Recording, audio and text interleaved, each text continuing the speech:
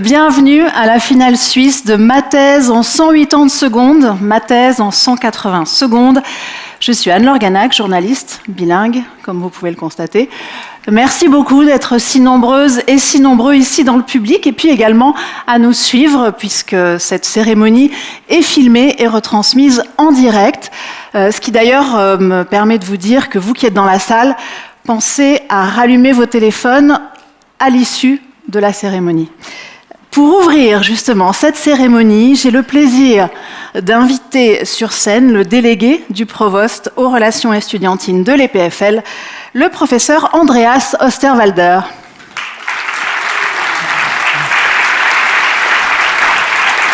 Bienvenue. Merci beaucoup, merci. Alors je suppose, cher professeur, que vous n'avez pas eu l'opportunité de participer en tant que candidat à ma thèse en 180 secondes. Bon, je pourrais parler de ma thèse maintenant, si vous voulez. Je l'ai là-dedans, quelque part. En fait, alors, volontiers, 180 secondes. Non, on va plutôt faire autre chose. Je vous propose que vous fassiez votre introduction, mais en 180 secondes, pour montrer l'exemple, et puis aussi pour montrer que le chrono fonctionne. Donc, à l'instar des candidates et candidats qui se relayeront, dès que vous êtes prêts, dès que vous vous sentez prêt, professeur, vous faites signe à Laura, qui est perchée tout là-haut, voilà, et vous vous lancez pour 180 secondes d'introduction. Merci beaucoup. Alors, j'accepte le défi. C'est à vous.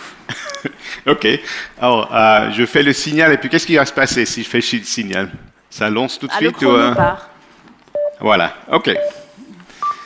Parfait. Donc, chers finalistes, mesdames et messieurs, c'est avec un très grand plaisir que je vais consacrer les prochaines quelques 2 minutes et 52 secondes à l'ouverture de cet événement. Et je suis ravi d'accueillir toutes les finalistes de l'EPFL, des universités de Lausanne, de Fribourg, de Neuchâtel, de Genève et même de Zurich, bien que d'études à Lausanne, j'ai vu, sur notre campus de l'EPFL à Lausanne. Heureusement, les thèmes indiqués sur le site de MT 180 ne donnent pas toute l'information nécessaire pour comprendre ce que vous faites en tant que recherche, et je me réjouis donc d'autant plus d'entendre toutes vos présentations. Par contre, je dois dire que même pour comprendre certains de vos titres, j'ai mis presque 3 minutes.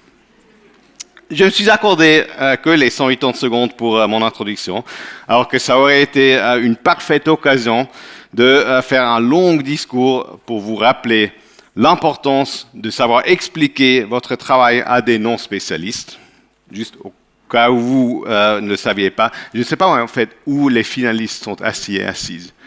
Tous, ok, alors je dois parler à vous en fait. Vous l'aurez dû me le dire.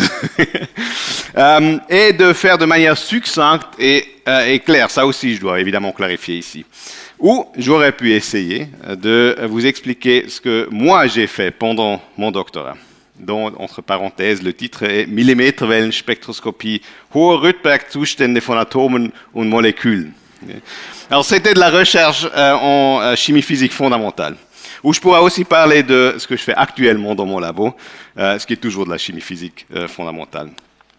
Ou encore, je pourrais me lancer dans un long discours général sur l'importance des compétences transversales, les compétences de présentation en général et du problème de parler devant une large audience. Au lieu de ça, je vais simplement évoquer ma propre expérience, en particulier celle de la préparation de cette introduction. Par exemple, comment accélérer le rythme quand je me rends compte que je manque de temps ou comment intégrer une pause pour gagner un peu trop vite si je vais trop vite. Je veux dire que j'étais fier de trouver qu'il existe un site web qui convertit words to time et qui prévoit qu'il me faudrait exactement 202 secondes pour ce texte. Bien évidemment, cette prédiction inclut un peu de racisme anti-suisse alémanique, mais j'ai accepté le défi quand même. Et on voit, il est pas mal. Il y a une joie de s'adresser à un public. Et l'exercice que vous faites ici en est la preuve. 15 secondes. Ouais, merci. Là c'est le défi. Le simple plaisir de montrer que vous pouvez expliquer votre thèse en 180 secondes est une justification en soi. Cela dit, j'attends avec impatience vos présentations. Merci. Bravo, bravo. Oh, quel talent. Quel talent. Beaucoup de talent, bravo. Alors, C'est un je bon défi. précise que vous ne pouvez pas voter pour professeur Andreas Osterwalder, hélas, parce que c'était vraiment impressionnant. Donc, le chrono fonctionne Parfait. et vous l'avez géré avec...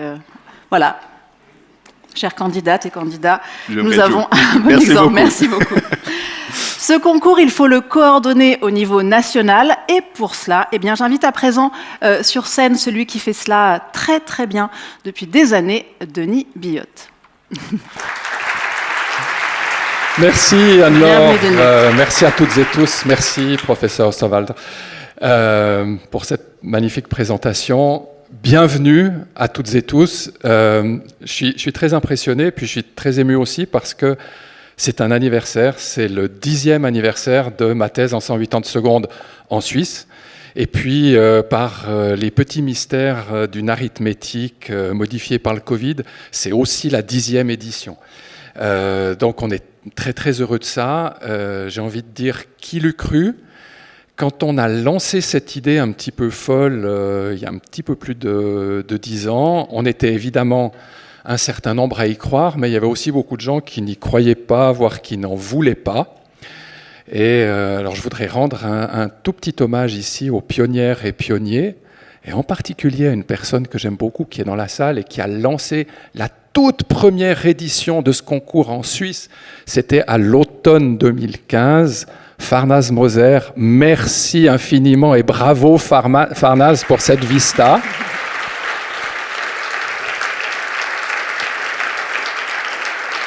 Donc voilà, ça n'est que justice que cette 10e édition du 10e anniversaire soit ici à l'EPFL. J'en suis extrêmement heureux et d'autant plus heureux que la première fois qu'on a fait une finale suisse ici à l'EPFL, c'était en 2021 et il n'y avait personne. J'ai parlé aussi, mais il y avait juste la caméra. Alors là, vous êtes 500 cet après-midi, c'est vraiment génial. Mais je ne vais pas parler plus de ce merveilleux concours maintenant parce que c'est pas du tout intéressant d'entendre parler les vieux organisateurs. Les personnes qui parlent vraiment bien de ce concours, c'est celles et ceux qui ont participé, qui l'ont fait, qui l'ont remporté au fil des années. Et je vous laisse écouter maintenant leur témoignage en vidéo. Merci beaucoup.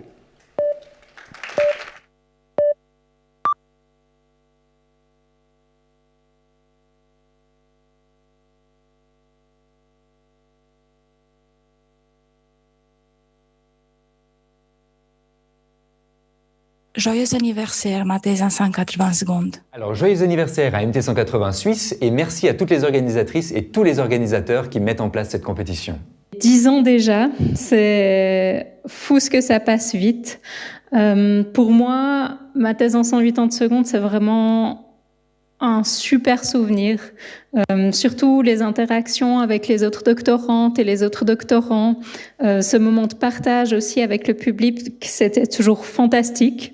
MT 180, pour moi, en un mot, c'est la curiosité. Je pense que réduire une thèse entière en 3 minutes, ça nous force un petit peu, à nous, les doctorantes et doctorants, à trouver la substantifique moelle qui se cache derrière tout ce travail. Et ça aide non seulement pour la compétition, mais aussi, je pense, pour l'écriture de la thèse et pour la défense qui vient ensuite. Réduire sa thèse à une présentation de 3 minutes, dans un langage accessible, est un exercice indispensable pour prendre conscience de l'importance et de la pertinence de ses propres recherches. Il arrive que l'on se perde dans la complexité des idées et l'immensité d'un sujet. Être capable d'expliquer en termes simples ce que seul un spécialiste peut comprendre prouve que nous avons les capacités requises pour devenir de véritables experts dans notre domaine. Ma thèse en 180 secondes, c'est un peu une belle histoire d'amour pour moi. Ça a commencé, j'étais spectatrice, j'étais en master, j'ai été regarder, ça m'a fait rêver. Et puis ça s'est terminé... En fait non, c'est là que ça a vraiment commencé. Par un coup de foudre en 2022, 3 minutes qui ont changé ma vie. Et pour moi, MT 180, ça m'a littéralement changé la vie parce que ça m'a ouvert beaucoup de portes et ça m'a permis de trouver un travail dans la vulgarisation scientifique. Quand je me suis inscrit à ma thèse en 180 secondes, il y a de ça des années, j'avais aucune idée de là où ça allait m'amener aujourd'hui. C'était en pleine pandémie Covid. J'ai fait ma première présentation uniquement en face d'une caméra, personne dans la salle. Et édition après édition, j'ai rencontré des tonnes de gens passionnés par la médiation scientifique. Et aujourd'hui, ça a drastiquement changé ma vie, puisque après mon doctorat, je me suis lancé dans la médiation scientifique. Et mon parcours n'est pas exceptionnel, c'est le cas de nombreux autres participants et participantes de ma thèse en 180 secondes. Alors, bon anniversaire à ma thèse en 180 secondes. Et bonne chance aux candidats. MT 180, c'était une aventure, des rencontres, des ateliers avant-après, des formations, des échanges. Tellement de gens, tellement d'expériences. Pour moi, ça a été un tremplin vers le monde merveilleux de la communication scientifique. Un plongeon surtout dans une famille que j'aime revoir année après année. La famille de toutes celles et ceux qui organisent, qui participent, qui font en sorte de créer ces moments où on peut vibrer, échanger autour de la recherche, découvrir les sujets des uns des autres. Cet échange, cette richesse, à chaque fois, c'est merveilleux à vivre. Donc bref, j'exagère un peu, beaucoup, passionnément, à la folie, mais aussi pas du tout. Parce que franchement, ces 3 minutes ont changé ma vie et pour le mieux. Donc merci, bravo, et surtout, pourvu que ça dure. Vive MT 180.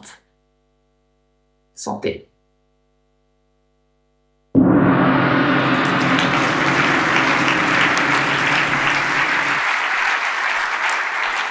Et merci à la conférence universitaire de Suisse occidentale, donc la CUSO, pour la préparation de cette vidéo que vous venez de voir. Pour exister, pour perdurer, ce concours bénéficie du soutien généreux du Fonds national suisse. Il est coordonné donc par la CUSO, vous l'avez compris. Et puis cette année, c'est l'EPFL qui accueille la finale nationale. Donc merci à l'EPFL et à ses différents services et ainsi qu'aux autres universités, évidemment, partenaires. Donc, comme je vous l'ai dit, cette soirée, elle est filmée, elle est retransmise en direct sur YouTube. Elle sera également mise à disposition sur le site, donc vous pouvez vous la repasser, les longues soirées d'hiver, voilà, si vous le souhaitez. Vous pouvez aussi en retrouver et en partager les traces sur les différents canaux qui s'affichent ici. Et pour un tel événement, il faut un jury à la hauteur de ces candidats et candidates élevés à un niveau qui frise la pointe du four et ses 4634 mètres. Et vous vous demandez pourquoi je parle de ça, mais je vous conseille quand même de prendre note parce que ça pourrait vous être utile plus tard dans la soirée, vous me remercierez. Le jury, le voici. Il est composé déjà alors, je vais vous la présenter autrement, grâce à elle. Grâce à elle, une pièce de théâtre, c'est plus qu'un texte incarné, c'est une ambiance visuelle, sensorielle, émotionnelle. Fanny Courvoisier, scénographe.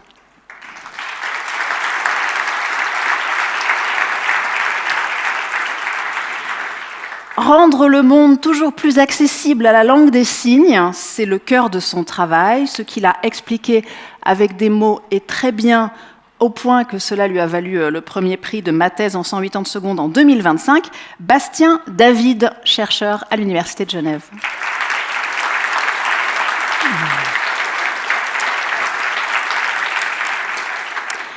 Elle croit au pouvoir du cinéma, des arts en général, productrice de films, directrice générale du Festival du film et du Forum international des droits humains. Elle est depuis 1 an chef du service de la culture de Lausanne, Isabelle Gattiker.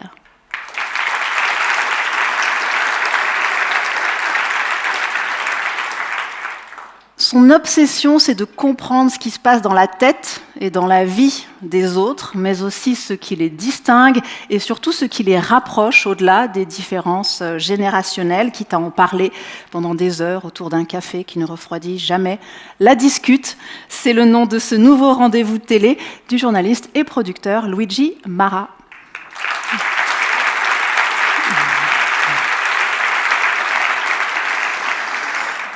Elle a étudié à Oxford, à Bruxelles, avant d'obtenir son doctorat à l'Institut des hautes études internationales et du développement de Genève, avec une thèse sur la politique européenne. Elle est aujourd'hui membre de la direction du Fonds national suisse de la recherche, Catherine Milsau.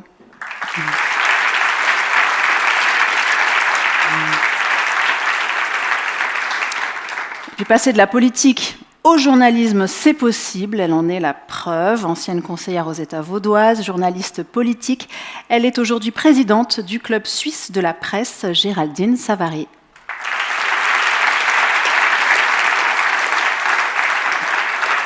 Merci au jury. Ce jury va devoir choisir à qui reviendront ce soir les premiers, deuxième et troisième prix donc du jury.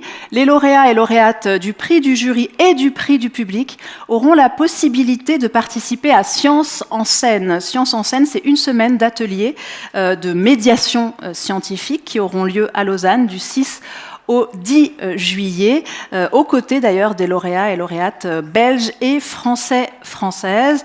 Et les lauréats et lauréates des 3 prix du jury seront également invités à participer à ScienceCom, qui est le congrès annuel suisse de la communication scientifique. Quant à vous, public, eh bien, vous pourrez choisir qui remportera le prix du... Ah, merci.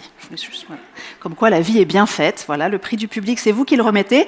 Les montants de ces différents prix, ils ont disparu, mais voyez, c'est là que vous pourrez voter. Voilà, vous n'aurez pas à crier « Ah, oh là là, c'est dingue !» Voilà, il suffit. Voilà, là, ce sont les montants des prix, Science en scène, ScienceCom, que je vous ai présentés. Et maintenant, passons au QR code qui vous permettra donc de voter. Vous n'avez pas à crier pour voter, vous avez juste à scanner le QR code ou bien à aller sur le site dont vous voyez le lien ici.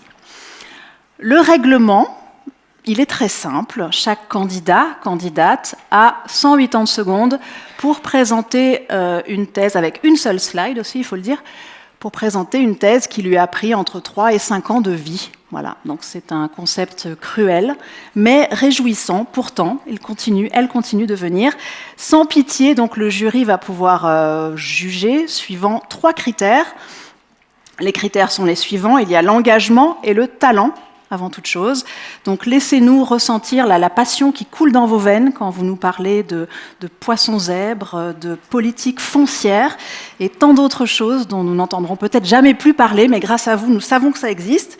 La vulgarisation également, donc il y a tout un monde de personnes ignorantes ici, peut-être aussi, donc il va falloir nous rendre votre savoir accessible, qu'on se sente aussi intelligente que vous, au moins pendant 180 secondes. Le 3e critère, c'est la structure de votre présentation, donc il y ait un début, un milieu, une fin, comme la vie, quoi. Voilà. Donc ce soir, ce sera votre thèse qui va suivre cette route.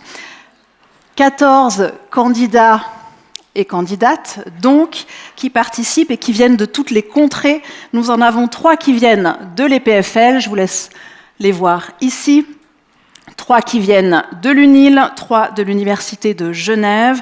Une personne nous vient de l'Université de Fribourg, une autre de Zurich et 3 de l'Université de Neuchâtel qui se présenteront donc à vous dans l'ordre que vous lisez. Allez, assez parlé maintenant, c'est le temps de passer aux présentations.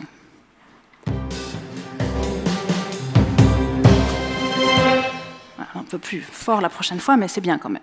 Merci beaucoup d'accueillir notre première candidate. Il s'agit de Chloé Michou.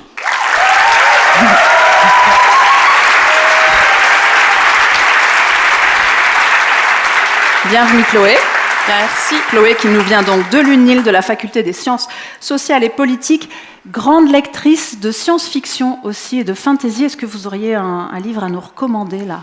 Je vous recommande la trilogie du Prieuré de l'Oranger. Excellent, disponible en livret de poche, les 3 tomes.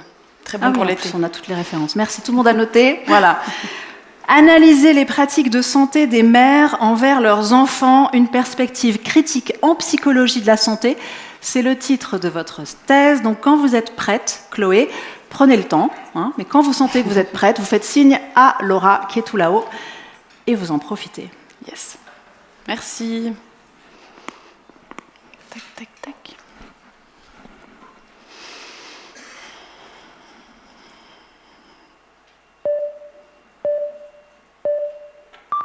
Service après-vente, bonjour! Vous êtes bien chez NatNat, spécialiste des baby monitors.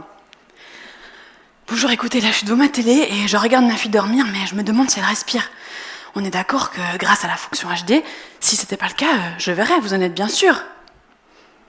Madame, c'est bizarre que ça vous pose problème, car vous savez, choisir NatNat, c'est choisir la confiance grâce à un système de caméra conçu pour aider les familles à s'épanouir.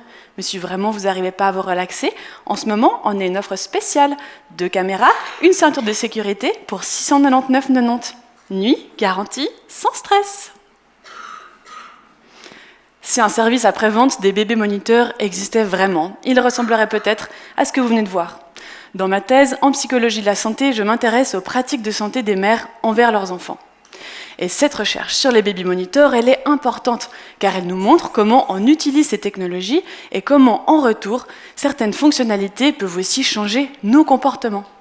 Alors je suis allée sur un forum anglais dédié aux mamans, appelé Momsnet, et j'ai cherché tous les posts qui faisaient référence à l'utilisation des bébés moniteurs. Ça m'en a donné environ 200.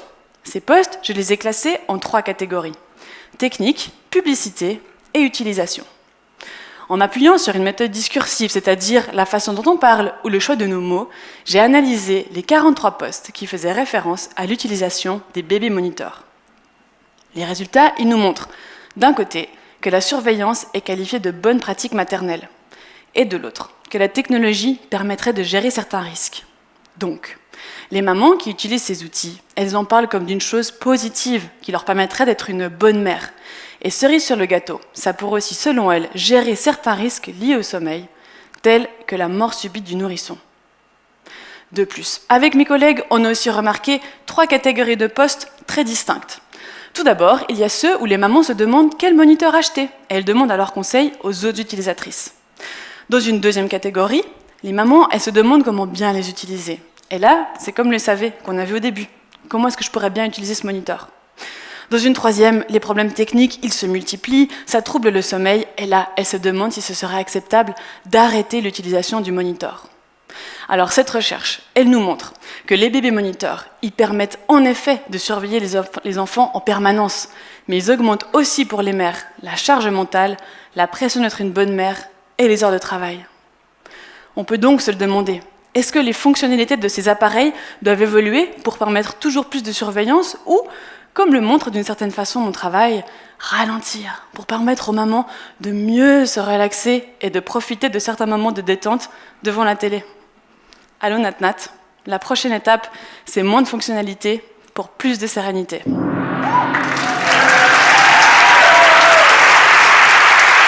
Merci beaucoup, Chloé Michou.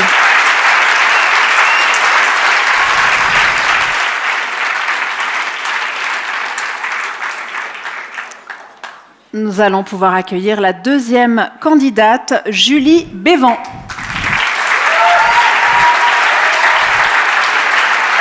Julie qui nous vient de la faculté des lettres de l'Université de Genève et qui, à côté de ses études très médiévales, vous allez l'entendre, fait de la harpe et de l'escrime historique. Qu'est-ce que c'est que l'escrime historique ?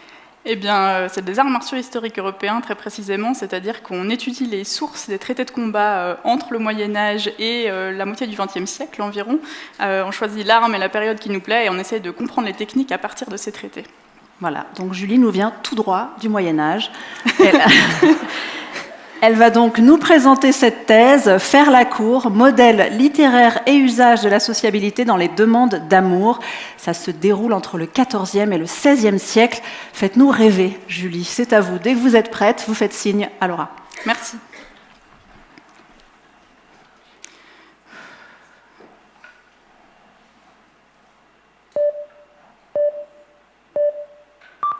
Nous sommes en l'an de grâce 1426. Tinder n'existe pas et vous voulez pécho la demoiselle ou le demoiseau du château d'à côté. Comment faites-vous ? Comme eux. Sire, je vous demande, pourquoi les amoureux sont-ils jaloux ? Madame, parce qu'on ne peut pas vraiment aimer sans ressentir au moins un peu de jalousie.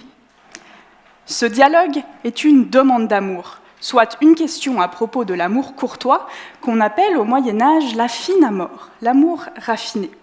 Cet amour reflète un idéal moral et social cultivé par l'aristocratie qui codifie notamment les rapports entre hommes et femmes. Vous êtes donc un prince ou une princesse. Avec vos semblables, vous possédez le bien le plus précieux, le temps libre. Mais Netflix n'existe pas non plus. Pour se divertir ou pour draguer discrètement, quoi de mieux que des demandes d'amour ? Moi, je m'intéresse précisément à ces demandes, écrites en ancien français dans des vieux recueils des XIV, XV et XVIe siècles. Celles-ci donnent du fil à retordre aux chercheurs modernes, qui ne savent pas trop comment les définir. Elles servent en particulier de base à un jeu, le roi qui ne ment, où il s'agit d'être parfaitement honnête, même si les questions sont parfois embarrassantes. Par exemple, tu préfères épouser la copine de ton meilleur ami ou qu'il épouse la tienne ? Elle s'apparente ainsi à la fois à un art du débat, de la conversation et à un outil d'apprentissage des codes sociaux, oscillant entre fiction et réalité. Mon but était de réaliser la première étude littéraire entièrement consacrée aux demandes d'amour, et j'ai découvert pourquoi elles sont si particulières. L'amour courtois, bien connu des chercheurs, se construit sur un paradoxe. Les poètes qui le célèbrent donnent la parole à l'amant éploré pour glorifier une dame parfaite mais muette. En gros, sois belle et tais-toi. Dans d'autres textes également connus, des voix féminines s'élèvent pour critiquer ce système et s'extraire du fantasme masculin. Les demandes d'amour refusent le conflit. Elles proposent une voie médiane, un dialogue équilibré entre hommes et femmes. Elles utilisent des images courtoises connues de tous pour cimenter une communauté autour d'une vision du monde basée sur l'amour. Alors aujourd'hui, on est en 2026, Tinder existe, mais la communication entre les sexes reste un enjeu majeur. Les inégalités persistent et le masculinisme se renforce. Alors,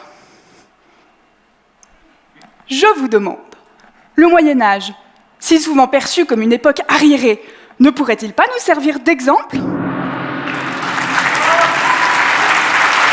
Merci. Magnifique, merci. Merci à Julie.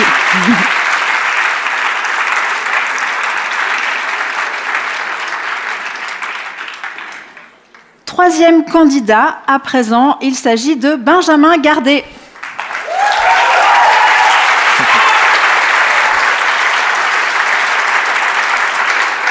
Benjamin, qui vient de l'université de Neuchâtel, de la faculté des sciences économiques, mais qui, en fait, vous avez grandi à 500 mètres d'ici. Exactement, à Saint-Sulpice. Voilà. Vous pouvez nous présenter un petit peu le collectif Mousquetaires dont vous faites partie ? Oui, Terre, T-E-2-R-E. Oui, c'est un collectif où en fait, on fait de la vidéo, notamment du documentaire, et notre idée, c'est un petit peu de montrer d'autres visions du monde que ce qu'on a l'habitude un petit peu de voir ou d'entendre. Voilà, donc on peut trouver sur le site de Mousquetaires, T-E-2-R-E. À propos de cadrage, il en est question aussi de cadrage dans votre thèse. Cadrage médiatique d'événements climatiques, étude de la couverture en Suisse romande de l'effondrement du glacier de Birch à Blatten. Vous avez donc 180 secondes pour nous parler de cette thèse. Dès que vous êtes prêt, vous pouvez vous adresser à Laura pour qu'elle lance le chrono. Profitez-en. C'est gentil.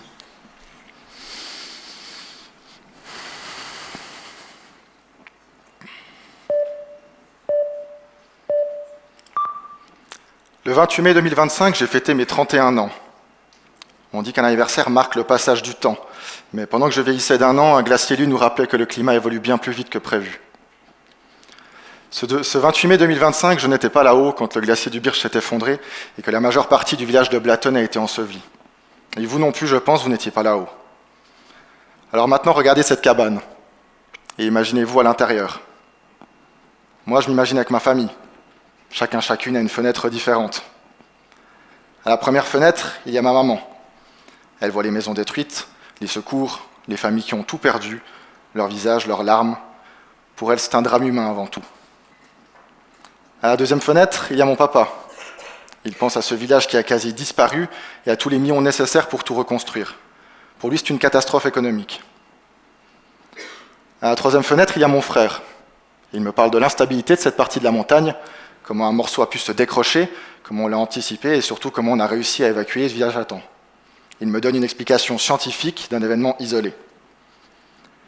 Et puis il y a aussi une petite fenêtre en sens inverse, où se tient ma tante. Elle hausse ses épaules et me dit « La montagne a toujours bougé ». Elle laisse planer le doute, où le changement climatique devient une opinion parmi tant d'autres. Pour elle, tout ceci n'est qu'une fatalité. Et puis il y a mon grand-papa. Il est sur le toit, lui. Il voit bien plus loin que l'éboulement. Il me dit de regarder tout autour, les autres montagnes, mais aussi nos vallées, nos villes. Il me parle des glaciers d'il y a 50 ans, des rapports du GIEC et de la responsabilité des activités humaines sur le changement climatique, toutes des histoires qu'il me raconte depuis bien longtemps. Pour lui, ce n'est pas seulement un événement, ce n'est pas seulement un accident, c'est un symptôme. Cette cabane, c'est un peu nos médias. Ils choisissent les fenêtres, ils décident des cadres à travers lesquels nous regardons un événement. Dans ma thèse, j'analyse comment 8 médias de Suisse romande ont raconté l'effondrement du glacier du Birch. Les glaciers sont certainement les témoins les plus visibles du changement climatique. Année après année, on voit très rapidement et très concrètement combien ils fondent et se fragilisent. D'ici la fin du siècle, ils pourraient avoir tous disparu. Alors ma question est simple. Est-ce que la couverture médiatique d'un tel événement nous permet d'appréhender en profondeur ses liens avec notre mode de vie, notre interconnexion sur cette planète ? Autrement dit, quelles fenêtres ont été grandes ouvertes, mais surtout, qui est monté sur le toit, pourquoi, et qu'est-ce qu'il faudrait pour que ça devienne la norme ? Mon hypothèse est simple aussi. Monter sur le toit est quelque chose de marginal, quelque chose que l'on ne fait pas souvent. Et pourtant, si nous continuons de regarder par la fenêtre, nous ne verrons qu'une succession de catastrophes. Mais si nous montons sur le toit, nous verrons aussi le système qui les produit. Au fond, ma thèse ne parle pas seulement de glaciers, de catastrophes naturelles, elle parle avant tout de notre capacité collective à changer de point de vue. Car à force de regarder par la fenêtre, on oublie qu'il y a un toit.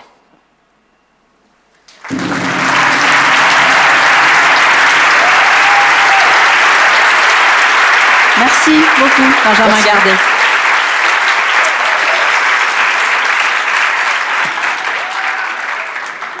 Nous allons accueillir à présent la 4e candidate, Camille Lambert.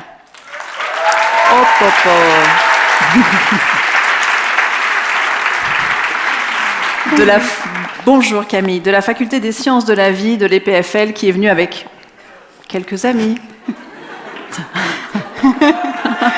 Oui, manifestez-vous, vous avez des pancartes. Cheer Up.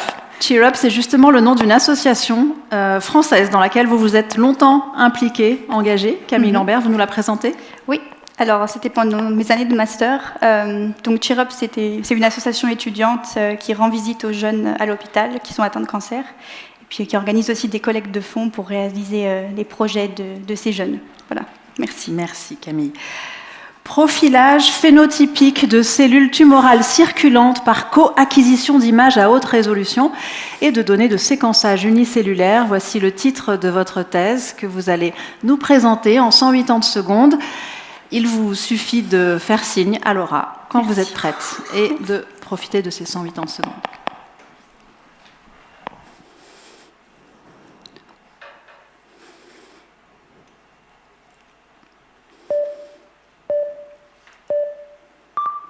Plongeons ensemble à l'intérieur d'un vaisseau sanguin. Autour de nous circulent les cellules de sang, les globules rouges, les globules blancs et en jaune, les plaquettes. Mais au centre, il y a aussi 2 autres cellules qui ne ressemblent pas aux autres. Et celles-là, ce sont des cellules de cancer très dangereuses. On les appelle des cellules tumorales circulantes. Elles viennent d'une tumeur, se sont détachées et circulent désormais dans le sang pour atteindre d'autres organes du corps. Et là, elles pourront former de nouvelles tumeurs, des métastases. En fait, ce trajet dans le sang, il est très difficile. Et la majorité des cellules tumorales circulantes ne survit pas.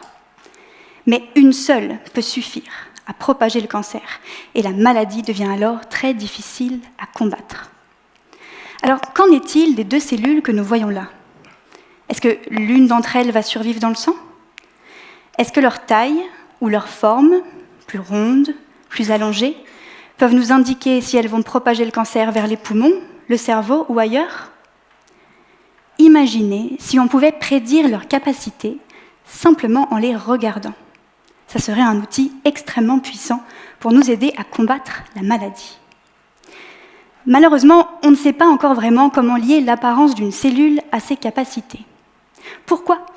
Parce qu'une cellule, c'est un petit peu comme une boîte noire. C'est seulement en l'ouvrant et en récupérant ce qu'il y a à l'intérieur que l'on peut comprendre de quoi elle est vraiment capable. Mais attention, une fois qu'on l'ouvre la cellule, on la détruit. Et donc on ne sait plus à quoi elle ressemble.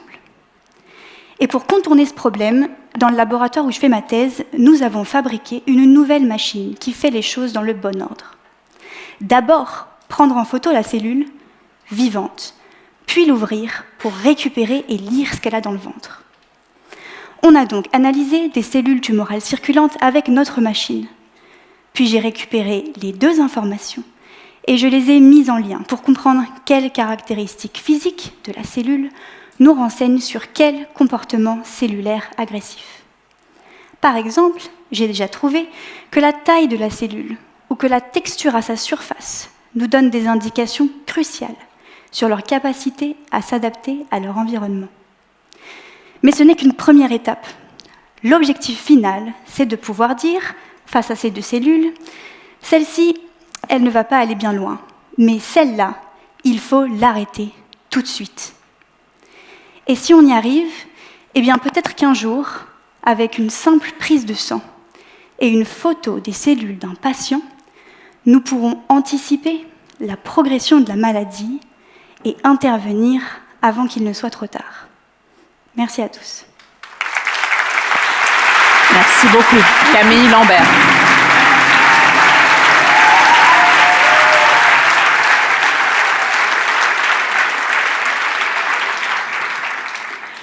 Notre 5e candidate vient de l'Université de Genève, de la Faculté des Sciences, et c'est Oriane Foussadier.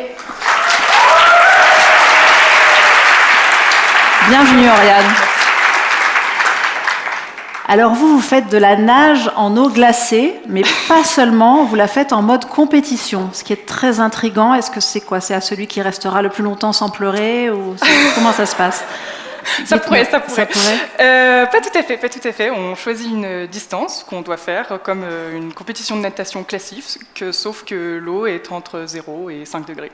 Voilà, pour le fun.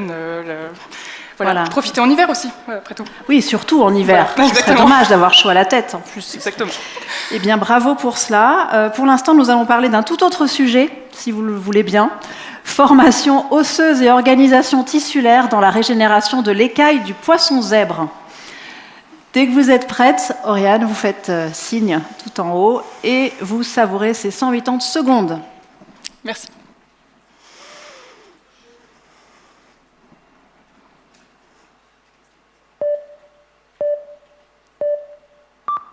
Brachium emendo.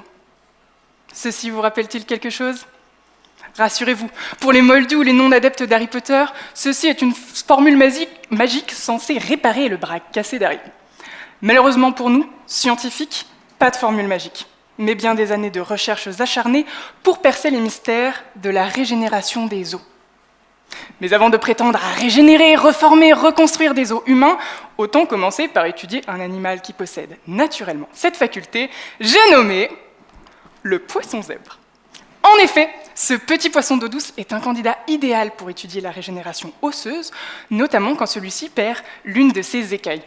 Et oui, Jamy, ces écailles, en quelque sorte son armure externe, ne sont rien d'autre que des disques osseux d'1 millimètre de diamètre, composés de fibres de collagène, le même que vous avez dans la peau, minéralisés, déposés par une fine couche de cellules, les ostéoblastes, ici en vert. Dans l'aventure qui est ma thèse, à la frontière entre la physique et la biologie, j'essaye de comprendre comment s'organisent ces milliers de cellules pour reformer correctement l'écaille, et ce, en une vingtaine de jours. Et pour cela, je dois d'abord comprendre la structure de l'os. C'est pourquoi je travaille avec plusieurs biologistes qui s'occupent notamment de passer nos poissons sous le microscope. De mon côté, j'opère la magie, ou plutôt les heures laborieuses de traitement d'image. Et la surprise, on pensait peut-être ces fibres en vrac, un peu comme un plat de spaghettis. Pas du tout, elles sont parfaitement ordonnées en couches successives, empilées les unes sur les autres, comme des lasagnes, ici en rouge. Pour caractériser précisément l'organisation de ces fibres, je mets de la physique des cristaux liquides. Vous en avez peut-être entendu parler, ce sont ces molécules qui s'alignent dans vos vieux écrans LCD pour afficher les couleurs. Ici, j'applique le même langage mathématique aux fibres de collagène pour décrire leur alignement en 3D. Connaissant désormais l'architecture de l'os, j'essaye de comprendre comment les cellules peuvent la reconstruire. Et pour cela, en parallèle des expériences, je développe des simulations. Dedans, j'y modélise nos cellules comme une foule de petites ouvrières qui s'organisent collectivement pour imprimer cette structure qui donne à l'os souplesse et rigidité. Fruit du hasard, Ces propriétés intéressent aussi des laboratoires d'ingénierie aérospatiale qui s'inspiraient des écailles pour concevoir leurs futures combinaisons. Car oui, tout comme la biologie a beaucoup à offrir au médical et à la physique théorique peut aussi aider à décrypter l'organisation du vivant. Ainsi, pas besoin de magie, mais bien d'interdisciplinarité pour que nos amis zébrés puissent régénérer leurs écailles avec efficacité et que je puisse finir avec ponctualité.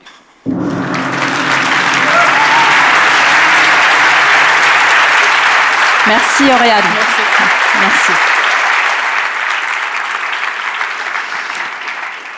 Nous venons donc de voir les 5 premières candidates, 5 premiers candidats.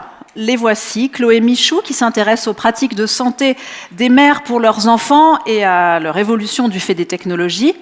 Julie Bévan, qui nous a révélé qu'au Moyen-Âge, l'amour courtois pouvait être un jeu de cours façon action-vérité. Dans sa thèse, Benjamin Gardet se penche sur la manière dont les médias ont raconté l'effondrement du glacier de Birch à Blatten pour comprendre si ça nous permet de faire le lien entre nos actes et le changement climatique. Camille Lambert, elle, souhaite dans sa thèse en biologie qu'il devienne possible de prédire les capacités et donc parfois évidemment les dangers d'une cellule rien qu'en la regardant.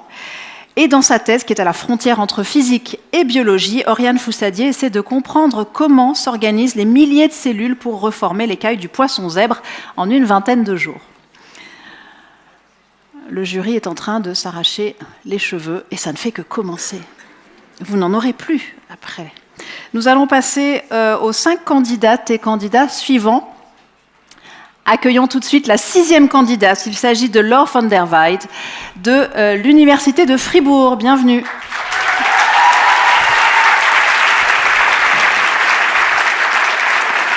Bienvenue Laure, de la Faculté des Sciences et Médecine. Comment va Krolik ? Krolik va bien, Krolik utilise sa litière, Krolik range des câbles. Krolik, c'est mon lapin, pas mon mari, si jamais. Voilà. Et vous avez également, on peut le mentionner, un podcast qui s'intitule « La tête dans les données ». En 2 mots, qu'est-ce que vous faites dans ce podcast ? Alors, dans ce podcast, on interviewe des femmes professeurs pour qu'elles viennent vulgariser justement leur sujet de recherche et on essaie d'avoir vraiment un angle pratique et accessible pour intéresser le plus grand public. Et ça dure un peu plus que 180 secondes dans ces cas-là. Oui, c'est ça. L'impact des hormones sexuelles sur les troubles neurologiques fonctionnels, voilà le titre de votre thèse. Vous avez donc 180 secondes pour nous le présenter. Laure, dès que vous êtes prête, vous faites signe et vous profitez de ces 180 secondes.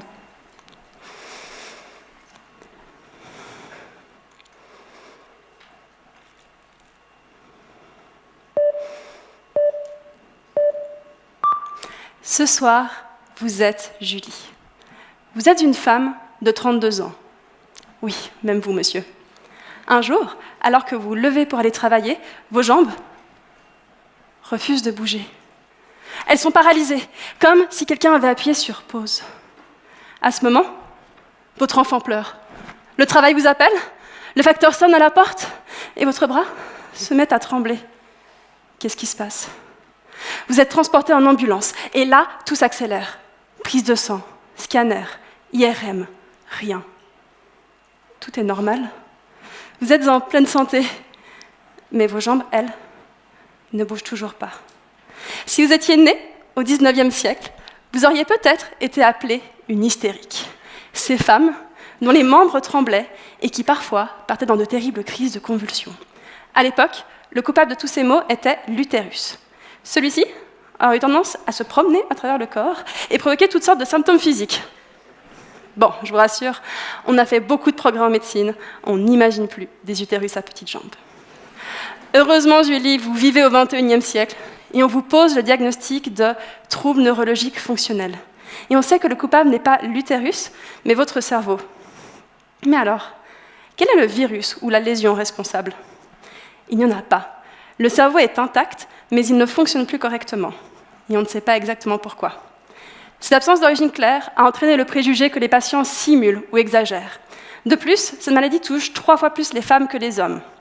Pourquoi ? Bon, ça c'est la question qui m'a longtemps tenue éveillée, mais une piste sérieuse est apparue. Les hormones. Celles-ci voyagent à travers le corps, atteignent notre cerveau et en modifient la chimie interne. Elles influencent notre perception du monde et même certaines maladies, comme la dépression ou l'épilepsie. Le but de ma thèse est de comprendre si les hormones influencent aussi les troubles neurologiques fonctionnels.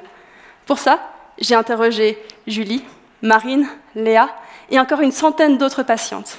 Elles ont toutes vécu des bouleversements hormonaux, comme la grossesse ou la ménopause. Et ce que j'ai observé, c'est que près de la moitié d'entre elles ont ressenti des changements dans leurs symptômes, le plus souvent une aggravation. Les paralysies de Julie empirent avant ses règles, puis se soulagent après.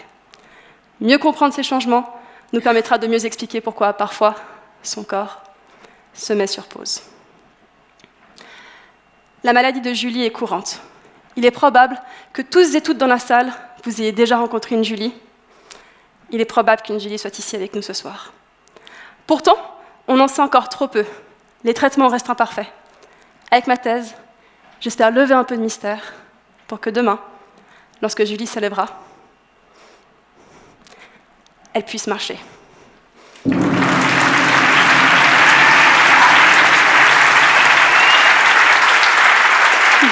Merci, alors van der Weide.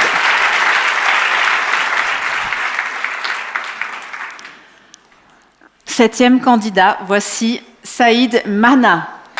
Bienvenue. Bienvenue Saïd. De la Faculté des sciences de l'Université de Neuchâtel. Comment allez-vous? Ça va bien. Bien. Alors, il n'y a pas que les nouvelles technologies dans votre vie, même si elles prennent une place assez importante. Il y a aussi le piano, la guitare. Mais est-ce que vous avez encore le temps de jouer en préparant une thèse? Oui, j'ai certainement joué beaucoup plus avant mon doctorat. Maintenant, c'est le temps de recherche, mais oui. Un peu moins de temps. Bon, ça y est, vous allez pouvoir reprendre le piano et la guitare, qui d'ailleurs vous attendent derrière. Vous pourrez nous jouer tout à l'heure un morceau. N'hésitez pas à parler plus fort, Saïd, en vous tournant vers le public. Soyez bien audible, surtout. Oui, merci. 180 secondes, c'est le temps qui vous est proposé pour nous présenter votre thèse « L'eau comme victime de la guerre, preuve par télédétection et apprentissage automatique des transformations hydrologiques ». Dès que vous vous sentez prêt, Saïd, vous pouvez vous tourner vers le jury, vous tourner vers Laura et fortement, clairement, nous présenter votre thèse en 180 secondes. Merci. Merci à vous.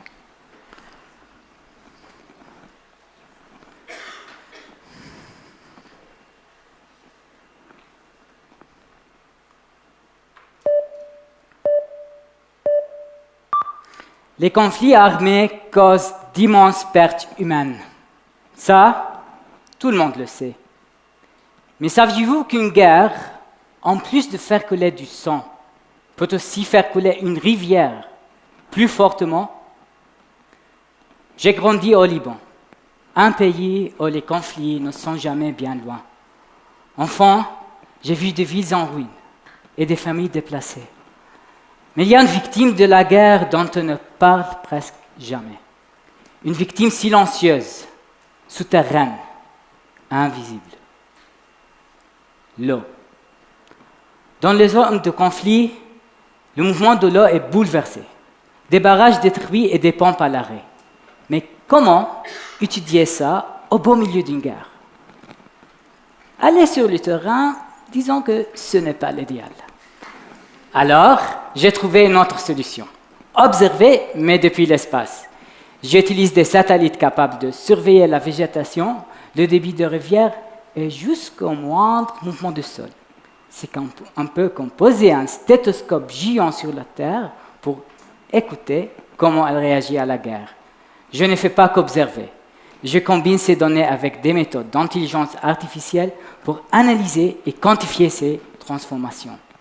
Avec ces outils, j'ai étudié 2 conflits, en Syrie et en Ukraine.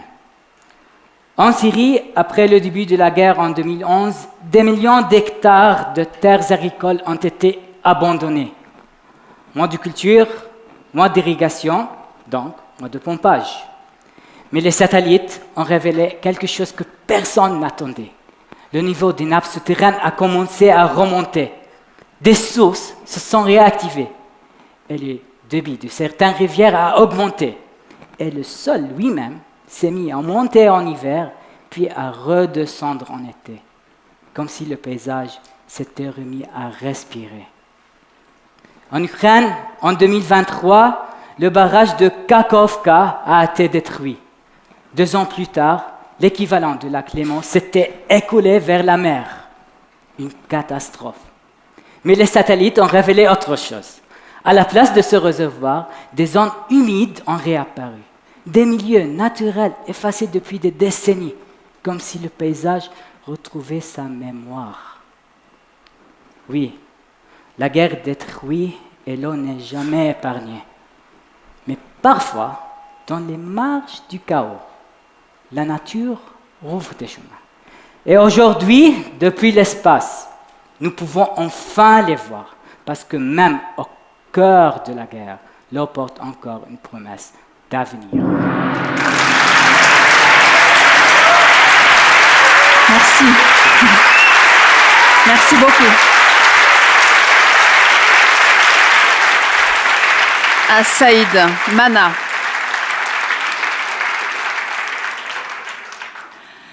Nous allons accueillir notre 8e candidate de l'Université de Lausanne, de la Faculté des sciences sociales et politiques et de la Faculté de biologie et de médecine. Il s'agit de Solène Blanc. Bonsoir. Bienvenue Solène. Merci.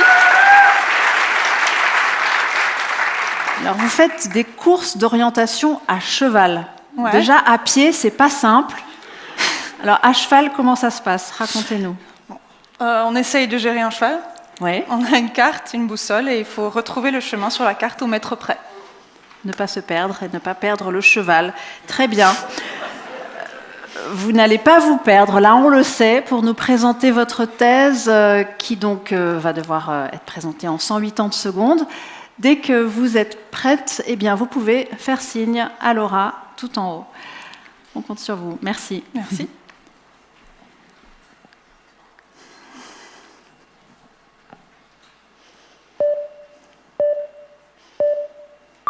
« 180 secondes.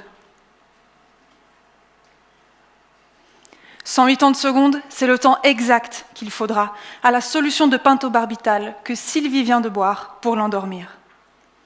Sauf que, certains l'auront peut-être compris, Sylvie ne se réveillera pas parce qu'elle est en train de réaliser un suicide assisté.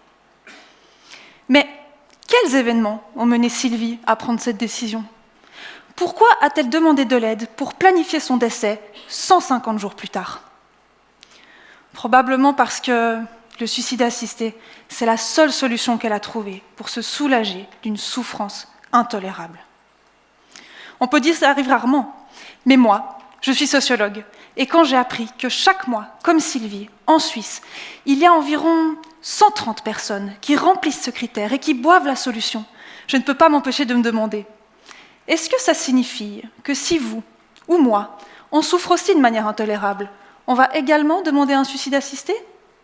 Ou est-ce qu'il y a d'autres facteurs qui influencent ce choix ? Pour répondre à ma question, j'ai demandé à 30 personnes, alors qu'elles sont en train d'en planifier un, de m'expliquer pourquoi elles ont fait ce choix.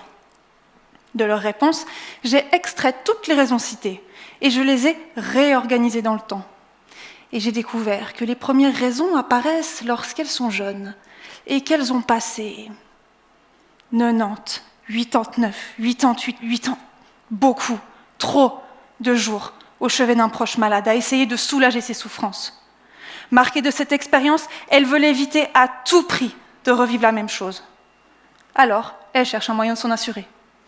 Sur Internet, en quelques clics et en moins de 70 secondes, elle tombe sur les associations pour le droit au mourir qui proposent une porte de sortie face à la maladie.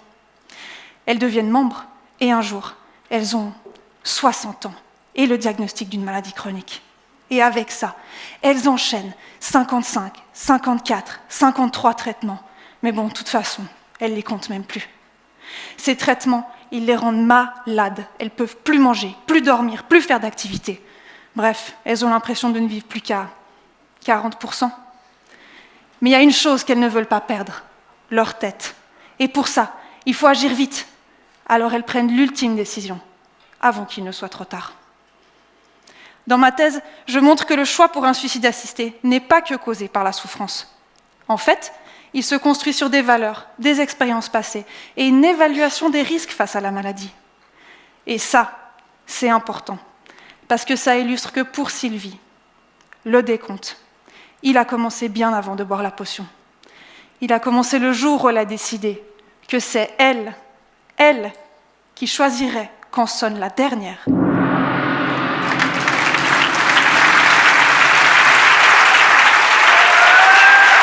Merci.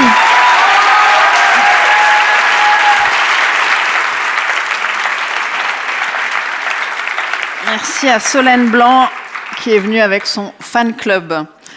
Notre 9e candidat nous vient de l'EPFL, de la Faculté des Sciences et Techniques de l'Ingénieur. Il s'agit de Mehdi Ali Gadiri.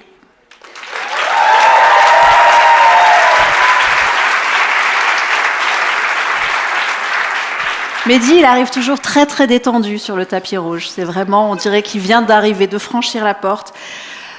Mehdi, vous ne faites pas que de la recherche, vous faites aussi de la batterie, du badminton, mais je crois que vous avez un projet beaucoup plus important encore qui vous attend cette année. C'est quoi? Oui, je me marie. Voilà, tout simplement. C'était l'endroit pour en parler.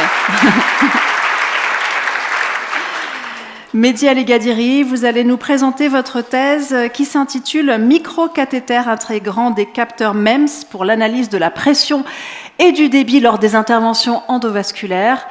Cette thèse, vous allez nous la présenter en 180 secondes. Dès que vous êtes prêts, vous pouvez y aller.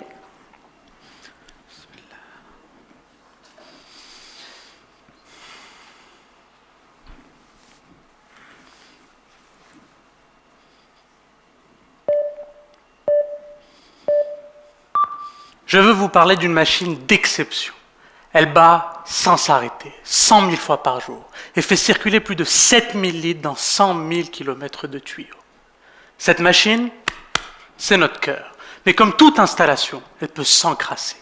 La principale cause, c'est l'artérosclérose, une maladie silencieuse qui commence dès l'adolescence chez chacun de nous et qui progresse plus ou moins rapidement selon nos habitudes de vie et de notre génétique.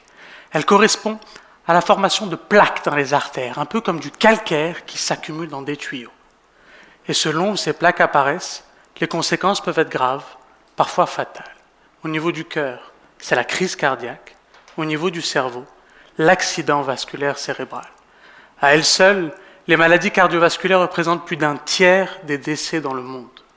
Nous connaissons forcément tous un parent, une amie, un collègue qui en a souffert ou qui en souffrira.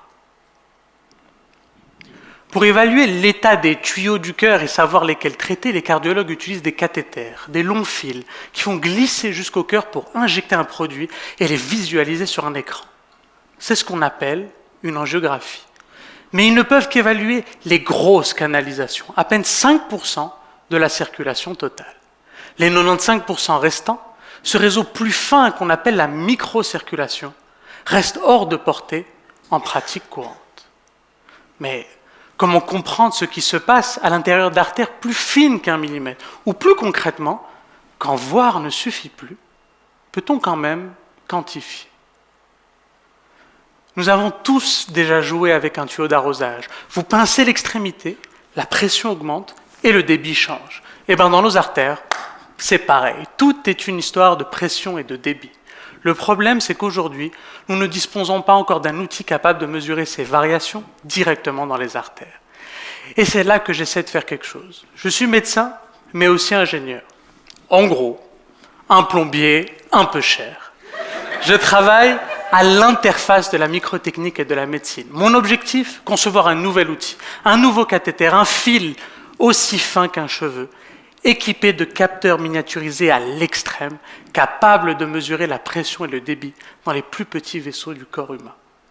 Un fil qui ne se contente pas de traverser les artères. Il mesure, il diagnostique, il guide le traitement et révèle enfin cette microcirculation là où le cœur parle tout bas.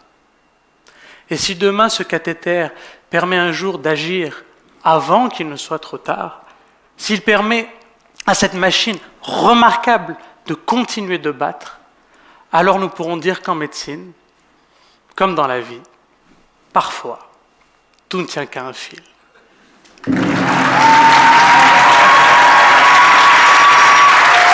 Merci.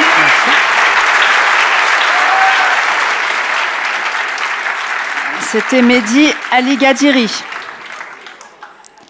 Accueillons la 10e candidate à présent. C'est notre candidate zurichoise de la faculté de médecine donc de l'université de Zurich, Meltem Gunnel.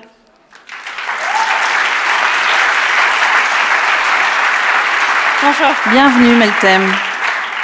Meltem, donc, qui fait donc partie de ces gens qui vivent dans un monde parallèle où une journée dure 48 heures, puisque donc, vous faites du tennis, du piano, de la course, et quand vous n'êtes pas au bloc ou dans le centre d'imagerie, vous arrivez à faire tout ça. Voilà. Vous êtes venu en courant peut-être Non, pas quand même. En tous les cas, vous allez nous présenter votre thèse intitulée « Étude de l'échec de la reperfusion par la mesure de la réactivité cérébrovasculaire avec IRM fonctionnel BOLD chez les patients atteints d'AVC ischémique aigu après thrombectomie mécanique réussie ». Oui. Il est temps de nous expliquer tout cela, Meltem Gunnel. Vous avez pour cela 180 secondes. Merci. Profitez bien, faites signe à Laura dès que vous sentez que vous êtes prête. Merci.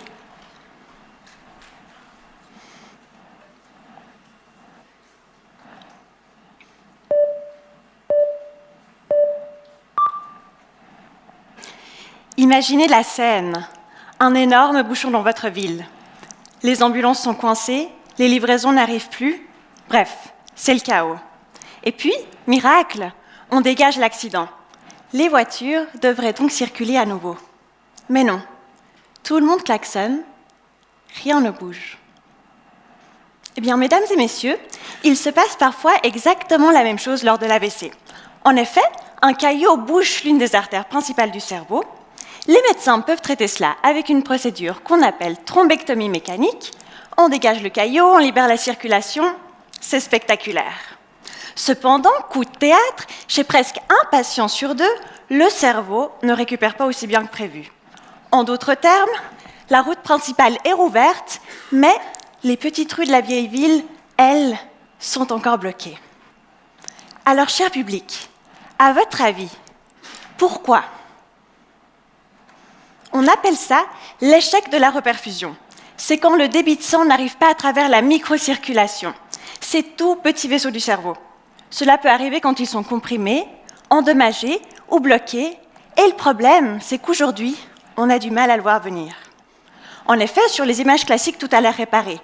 Mais le patient, lui, ne va pas beaucoup mieux. Alors moi, ce que je fais dans ma thèse, c'est que je pose une question très simple au cerveau. Est-ce que tu sais encore gérer ton débit de sang correctement ?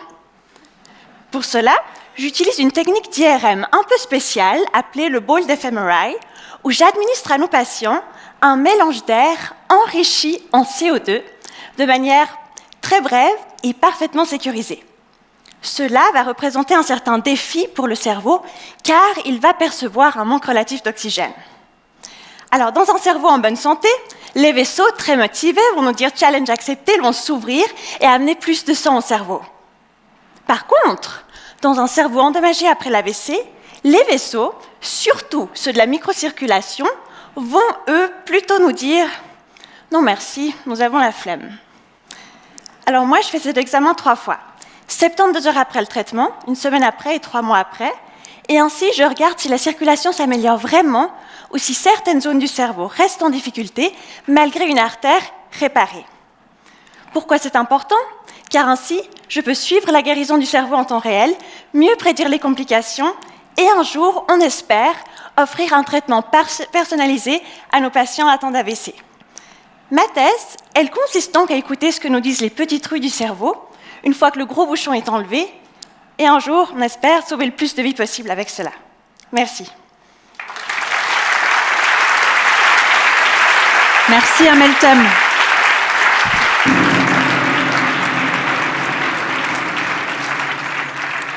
Résumons ce que nous venons de voir. Donc, nous avions entendu Laure van der Weide qui travaille à mettre en lumière les différences liées au sexe et au genre dans le fonctionnement cérébral et dans l'expression des symptômes dans les troubles neurologiques fonctionnels.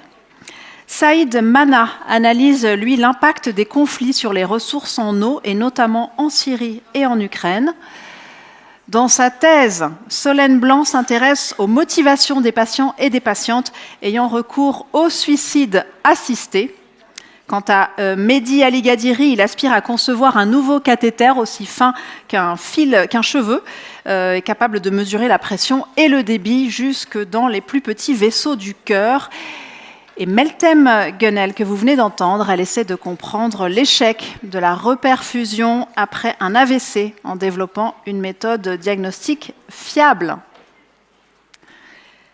Nous allons passer au dernier bloc des candidats, candidates. Troisième bloc. Voici la 11e candidate qui vient de l'Université de Lausanne, de la Faculté des Sciences sociales et politiques, Lauriane Cailleux. Bonjour. Alors vous aussi, vous avez un gros potentiel de soutien en tant que municipale, mère de famille, joueuse et co-manager de l'équipe féminine de hockey sur gazon à Lausanne. Qui de ces gens-là est venu ce soir? Mais moins que Camille quand même, parce qu'il y a du gros oui, niveau. Mais je crois que mon crew est là. Là, vous êtes seule face à la foule, mais très bienveillante, toujours, pour nous présenter votre thèse « Politique foncière, une étude comparative des stratégies d'influence des organisations environnementales ». Je vous laisse venir bien au centre sur ce beau tapis rouge. Et quand vous êtes prête, vous pouvez faire signe et nous présenter cette thèse. Ça marche, merci.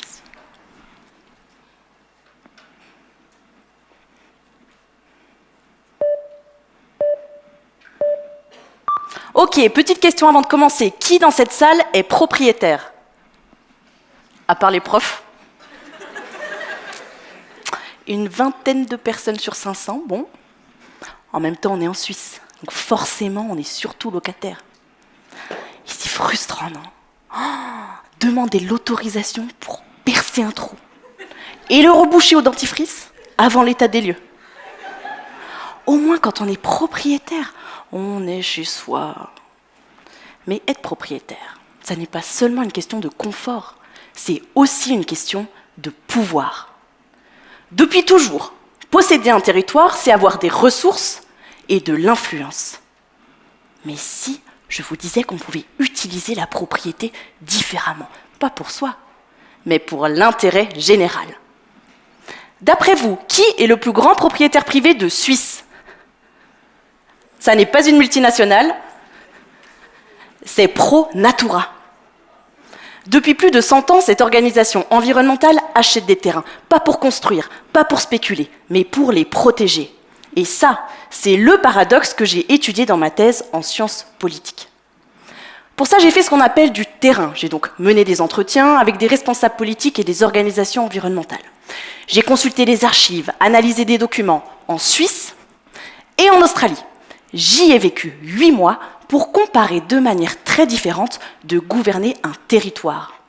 Là-bas, la gestion du sol est un équilibre complexe entre politique publique, propriété et, contrairement à la Suisse, droit des peuples autochtones.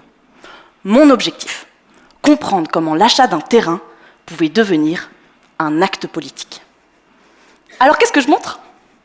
Normalement, l'aménagement du territoire est un rôle qui appartient à l'État. Et pourtant, quand le département de l'environnement veut protéger, mais que celui de l'économie veut exploiter, qu'aucun accord est trouvé, qui appelle-t-on? Les organisations environnementales, en leur suggérant d'acheter des terrains. En Suisse, ces achats servent à appliquer les lois de protection de l'environnement. En Australie, elles permettent de restituer des terres aux communautés autochtones. Mais dans les deux cas, ce que ma thèse montre, c'est que ces organisations sont devenues des actrices incontournables des pouvoirs publics. Alors revenons à ma question de départ. Qui est propriétaire? En réalité, la réponse est bien plus politique qu'elle en a l'air. Car être propriétaire, c'est décider de l'usage du terrain. Et ça, ce n'est jamais neutre. À l'heure des crises du logement, de la biodiversité, de l'agriculture, comprendre qui est propriétaire, c'est comprendre qui a du pouvoir et comment ce pouvoir peut être mis au service du bien commun. Merci beaucoup. Merci.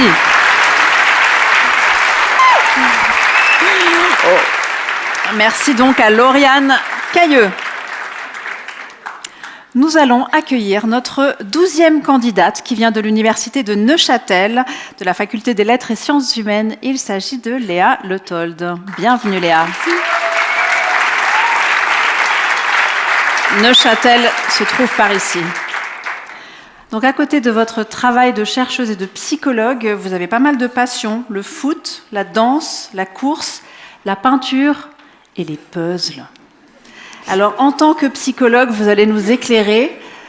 Comment explique-t-on la passion pour les puzzles? Pourquoi c'est si prenant de faire des puzzles?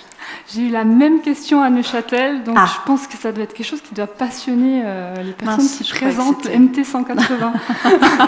Je ne sais pas si vous aimez les puzzles aussi, mais... Oui, c'est pour ça, peut-être. Ça permet de rentrer en contact avec les enfants, les puzzles. C'est aussi bien. Et ça permet de penser à autre chose qu'à la thèse. Très bien. Alors, vous pourrez peut-être y consacrer votre prochaine thèse. Qui sait? Pourquoi pas. En attendant, vous allez nous présenter cette thèse. La compréhension écrite chez les enfants monolingues et bilingues d'école primaire, soutien des élèves présentant des difficultés en lecture. Léa, c'est à vous. Vous avez 180 secondes. Dès que vous êtes prête, vous pouvez faire un signal. Merci.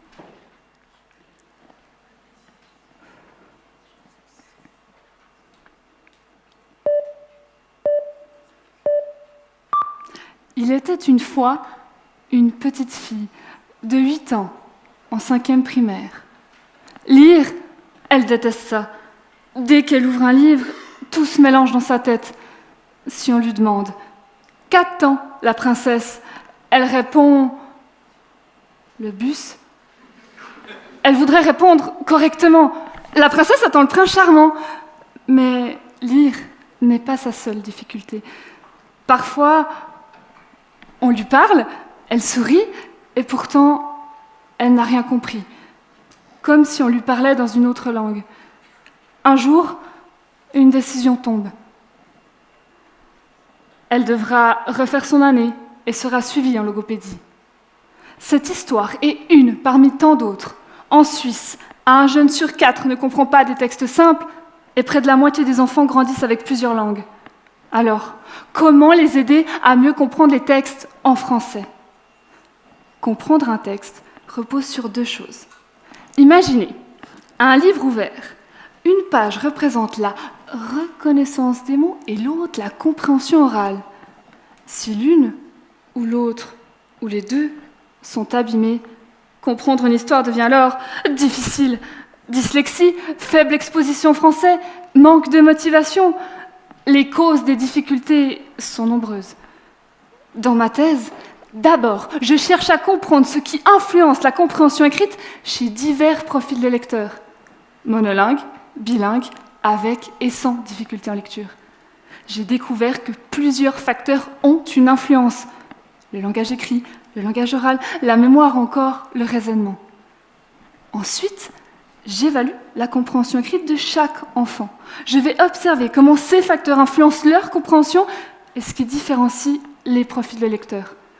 Enfin, je propose une intervention pour ceux qui ont des difficultés en compréhension écrite. Et si lire, c'est faire du cinéma? Pendant 6 semaines, une fois par semaine, en petits groupes, les enfants apprennent à s'imaginer l'histoire lue dans leur tête, à comprendre la structure d'un récit et deviennent de véritables réalisateurs. Action, ils assemblent des pièces pour créer personnages et décors et mettent en scène leur histoire en courtes vidéos sur tablette. Ainsi, j'espère aider ces enfants à mieux comprendre les histoires en français. Cette petite fille a un nom. Elle s'appelle Léa. Et ce soir, elle est face à vous. Lire, c'est bien. Comprendre, c'est mieux, mais être comprise, c'est encore mieux. Vous avez écouté mon histoire. Merci Léa.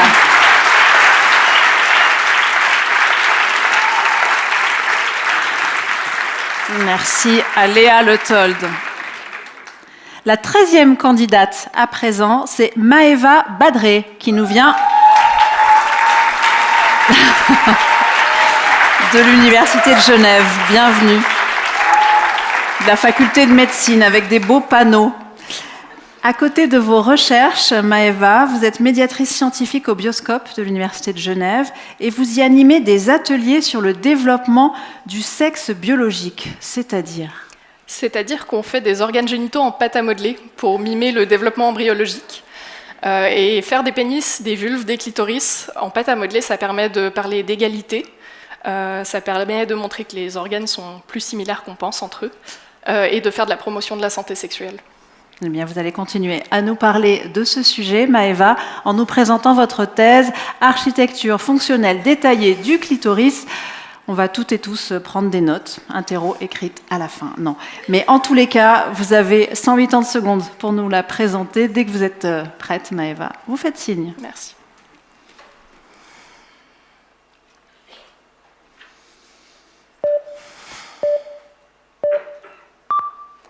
Un bocal, avec dedans un pénis humain coupé. C'est la réponse qu'un de mes professeurs m'a apportée, et cette réponse m'a mise en colère. J'espère que vous aussi, vous serez indignés une fois que vous saurez pourquoi. J'étais en cours d'anatomie dite féminine, un cadavre posé devant moi. Tout était là, le vagin, l'utérus, les ovaires, tout sauf un organe. La question que j'avais posée, c'était « Mais où est le clitoris ?»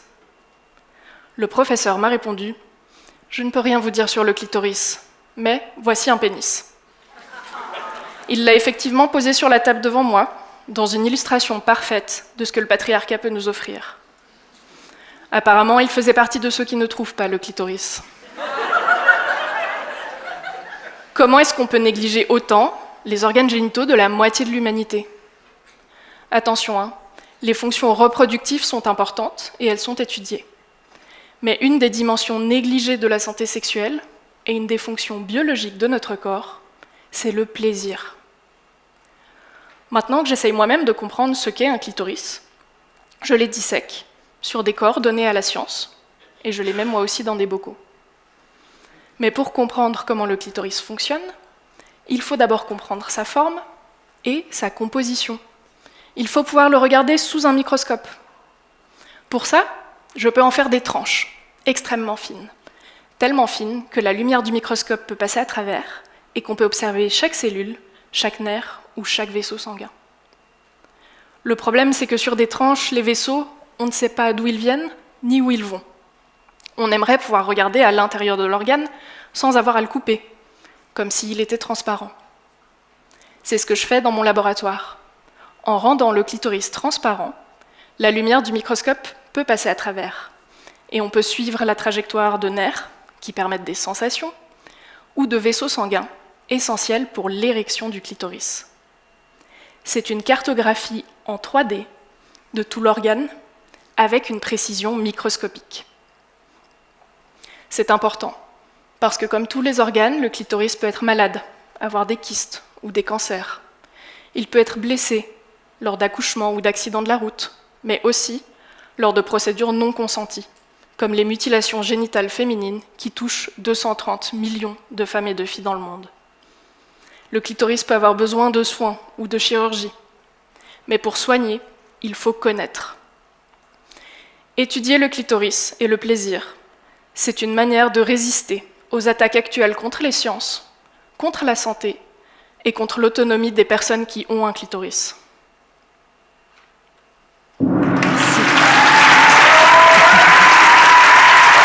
Merci Maëva.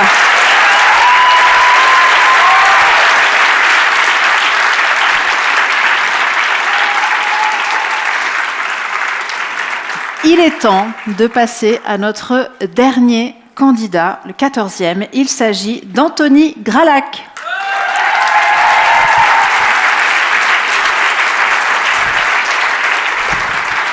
Il y a toute une équipe là qui a plein de cartons avec des noms différents à chaque fois. C'est très impressionnant. C'est super chaud. Ouais. C'est super. Anthony Gralac, vous êtes donc de la faculté des sciences de la vie de l'EPFL. Exactement. Et vous avez une autre passion dans la vie, c'est le violoncelle. Oui, c'est ça. Qu'est-ce que vous nous joueriez là si vous aviez votre instrument? Dans quelle humeur musicale êtes-vous? Donc moi j'ai toujours joué des choses plutôt du baroque ou classique ou romantique. Donc je pense que c'est Ça serait plutôt Bach ou Brahms ou Dvořák, peut-être. Très Mais bien. si je joue un morceau comme ça va être plus long que 3 minutes. Ah, Ouais. c'est dommage, j'allais vous proposer, mais bon, tant pis, alors on le fera, ce sera pour l'after. Exactement. Vous avez donc ces 180 secondes pour nous parler de votre thèse, caractérisation des facteurs de transcription humains dans un contexte sensible à la méthylation et déchiffrage de leur rôle régulateur au niveau unicellulaire. Anthony Gralac, c'est à vous, profitez-en.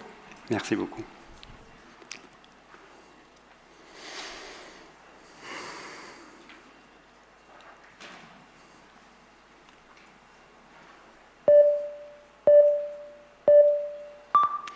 « 30 000 milliards. Ça, c'est le nombre de cellules dans votre corps. Et chacune de vos cellules contient exactement la même copie de votre ADN. Mais alors, si l'ADN ne change pas, comment se fait-il qu'une cellule au bout de mon doigt soit si différente d'une cellule, par exemple, dans mon cerveau? Cette question me fascine. Et pour y répondre, le mieux, c'est que je fasse une analogie. Imaginez qu'une cellule est une ville vivante, avec ses routes remplies de voitures, ses bâtiments imposants, ses parcs vibrants de vie. Au plein cœur de cette ville imaginaire, il y a une bibliothèque. Une bibliothèque immense, remplie de millions de livres contenant toutes les instructions cruciales pour construire et faire fonctionner cette ville, mais en fait, n'importe quelle ville. En biologie, on appelle cette bibliothèque le noyau de la cellule et les livres l'ADN. Mais voilà ce qui est fascinant. Chaque ville possède exactement les mêmes livres dans leur bibliothèque. Ce qui change entre les villes, ce sont les bibliothécaires. Chaque bibliothécaire a ses lectures préférées. C'est lui ou elle qui choisit quel livre transmettre aux architectes et aux ingénieurs de la ville. Et ce sont finalement ces choix qui déterminent comment la ville est construite et comment elle fonctionne. Mais ce n'est pas tout.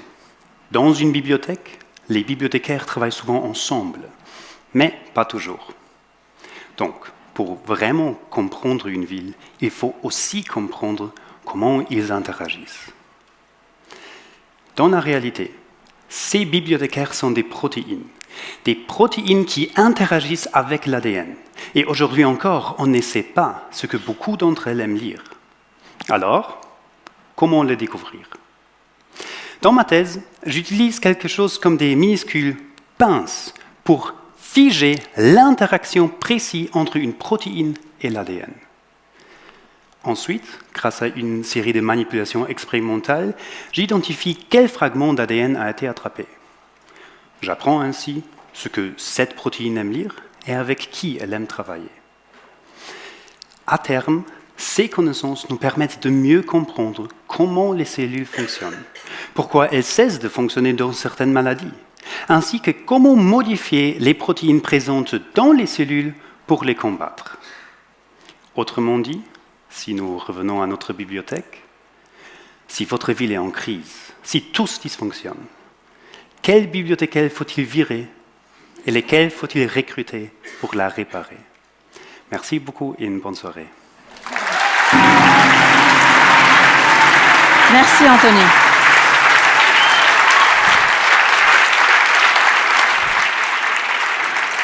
C'était donc notre 14e candidat. Faisons la synthèse de ce 3e bloc. Nous avons entendu Lauriane Cailleux qui a comparé les situations en Australie et en Suisse pour tenter de comprendre comment l'achat d'un terrain peut devenir un acte politique. Léa Letolde se demande quant à elle, dans sa thèse, comment aider les enfants monolingues et bilingues d'école primaire à mieux comprendre les histoires écrites en français. Maëva Badré s'attache à comprendre ce que son professeur ignorait, à savoir ce qu'est exactement un clitoris, et ce pour la santé et l'autonomie de la population assez conséquente qui en possède un. Quant à Anthony Gralac, il souhaite comprendre ce que les protéines aiment lire, où elles aiment s'installer sur l'ADN et comment elles interagissent. Voilà, je pense qu'on peut vraiment chaleureusement applaudir ces incroyables 14 candidats et candidates.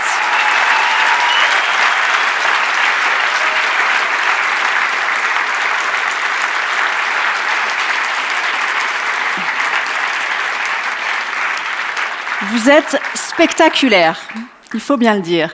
Et il est grand temps pour le jury d'aller s'arracher le reste de cheveux que vous avez, parce qu'il va falloir faire un choix maintenant. Non, ils n'ont pas envie. Ils se disent non. Si, c'est le moment d'y aller. Vous pouvez donc vous lever, cher jury, et aller vous cacher pour voter. Vous, cher public, vous pouvez rester assis pour voter. Vous avez ce luxe. Vous pouvez voter sans bouger, sinon en sortant votre téléphone, afin de scanner le code QR qui est ici. Vous pouvez donc choisir 2 prestations, vos 2 prestations préférées, sachant qu'il n'y aura qu'une personne qui sera finalement choisie, mais vous pouvez, cher public, voter pour 2 prestations en scannant ce code QR. N'hésitez pas à aider vos voisins, voisines qui auraient besoin d'aide, ou à me dire de me pousser pour que vous puissiez scanner.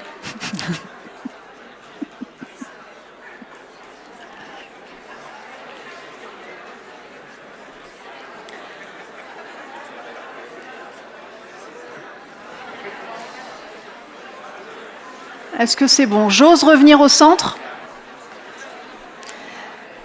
Vous avez 10 minutes pour faire ce vote, cher public. Vous pouvez soit prendre l'air, soit tenter de gagner un cadeau suisse, car c'est l'heure du quiz. Est-ce qu'il y a des gens ici qui veulent participer à un quiz? Un quiz suisse, ce qu'on appelle un quiz. Voilà. C'est venu là d'un coup. Voilà. Donc, je vous propose un quiz suisse, mais il va falloir un peu de silence pour cela, parce que sinon les questions ne seront pas audibles. Ça marche des fois, mais pas toujours. Je vais poser des questions, et la première personne qui lève la main très haut et qui arrive à attirer l'attention de nos 2 collaborateurs et collaboratrices qui sont ici, pourra répondre et tenter de gagner un cadeau suisse. Quel objet de la vie quotidienne, aujourd'hui utilisé partout et que vous avez probablement utilisé aujourd'hui, vous avez forcément tiré dessus au moins une fois, a été breveté en Suisse à la fin du 19e siècle? Il en faudrait un de ce côté aussi, voilà, pour...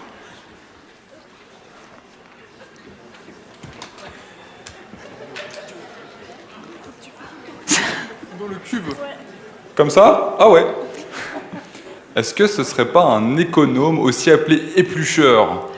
Ça aurait pu, mais c'est pas cette invention-là. C'est vrai que c'est une invention suisse aussi. C'est la fermeture éclair. Bravo!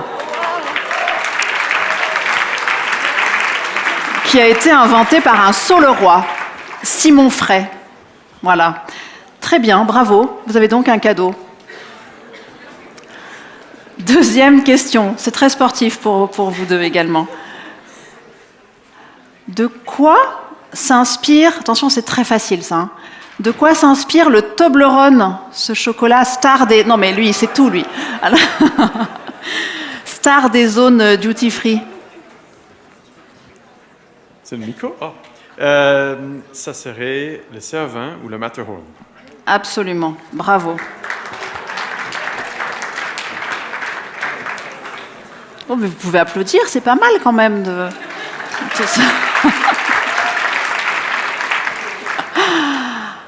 Alors attention, soyez prêts, soyez prêtes. Quel est le plus haut... Ça pourrait être, je sais pas, chapeau, ça, plein de choses. Pourquoi vous levez déjà la main? Quel est le plus haut sommet de Suisse et à quelle hauteur se dresse-t-il? Ah ah. C'est le pic du Four, 4634 mètres. La pointe du Four, 4634 mètres. Il y en a un qui m'a écouté en tout début de présentation. Vous aurez droit à 2 cadeaux, monsieur. J'ai décidé. Bravo.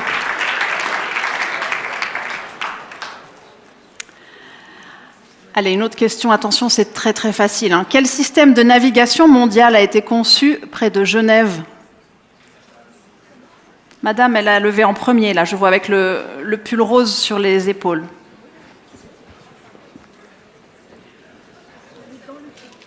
Le web. Absolument, inventé au CERN. Est-ce que vous avez les noms? Non, alors pas de deuxième cadeau, mais quand même un. Par Tim Berners-Lee et ses collègues à la fin des années 80. Bravo, madame. Sur quelle promenade de quelle ville peut-on s'asseoir sur un banc en bois qui est considéré comme le plus long banc du monde? Je veux le nom de la promenade. La promenade de la Treille à Genève. Bravo.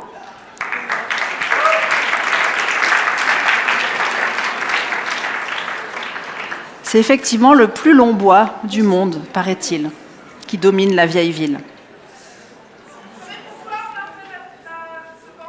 Comment?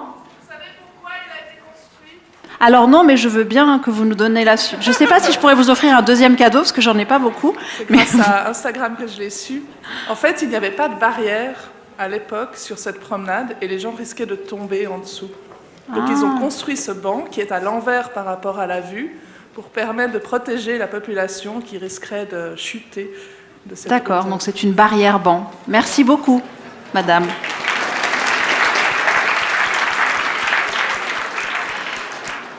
Un peu de littérature. On va voir si vous arrivez à lever la main avant la fin de la question. Quel écrivain suisse roman? C'est très drôle. Oui. Alors, Sophie.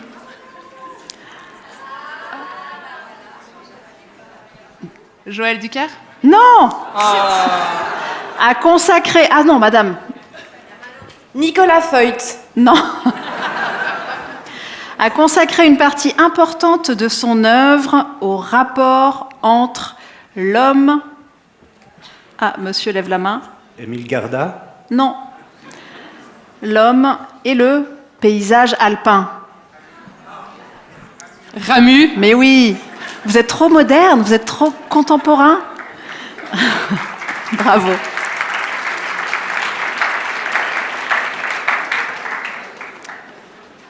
J'ai encore 3 questions. Voici une question de mathématiques, enfin, ou d'histoire. Quel est ce mathématicien suisse qui a introduit plusieurs notions essentielles? Ah oui, c'est... Essayons avant la suite.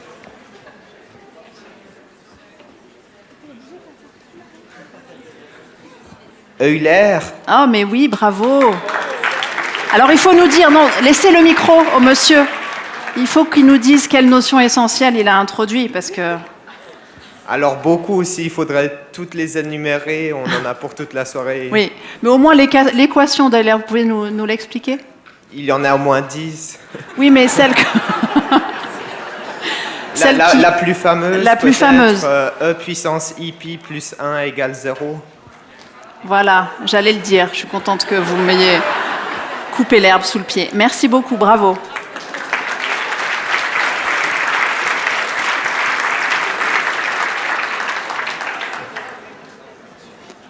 Est-ce que vous voulez encore une question? Oui. Ah. Dans quel canton vote-t-on? Voilà, vous avez la suite. Dans quel canton vote-t-on à main levée? Appenzell-Rhodes intérieur et Glaris. Bravo. C'est une tradition qui date du XVe siècle. Voilà. Un petit cadeau pour vous. Bravo.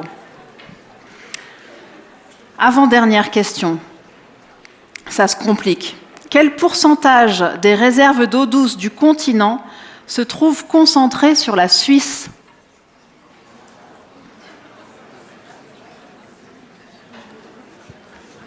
Il y a des audacieuses. Il y a des audacieux.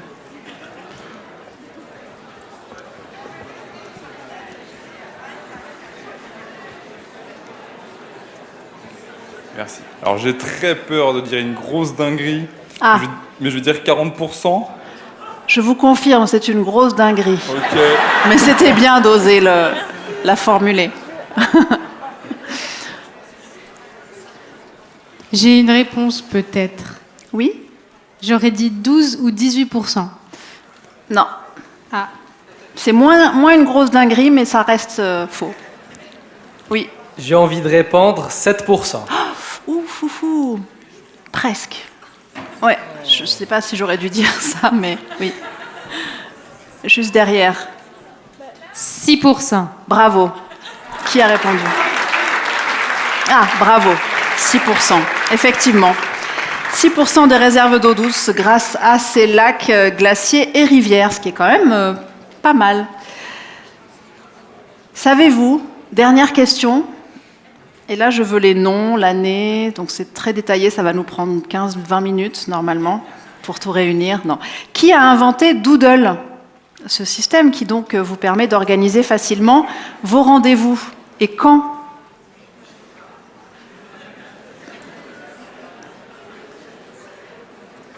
Ah ah.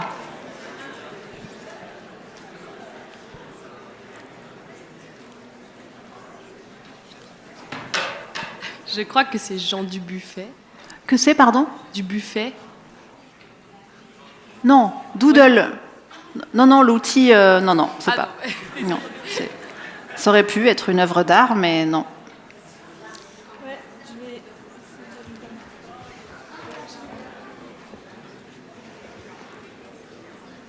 Bon, je ne vais pas vous demander forcément les noms, parce que sinon on y est peut-être un peu tardivement, mais au moins leur statut. C'est une réponse qui a été recherchée avec le téléphone. Ah non, alors non. Ben non, enfin.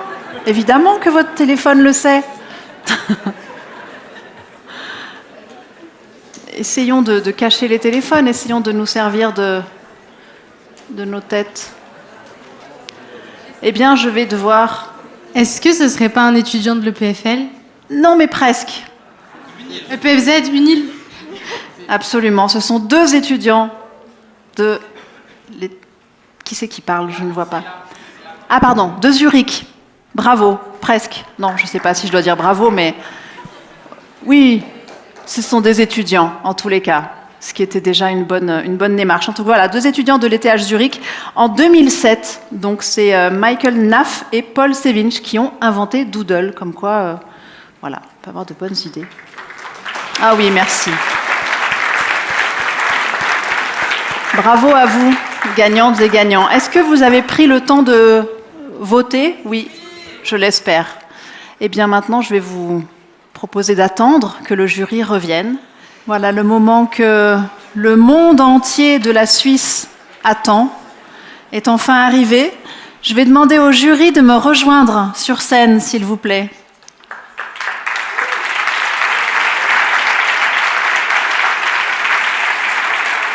Venez là.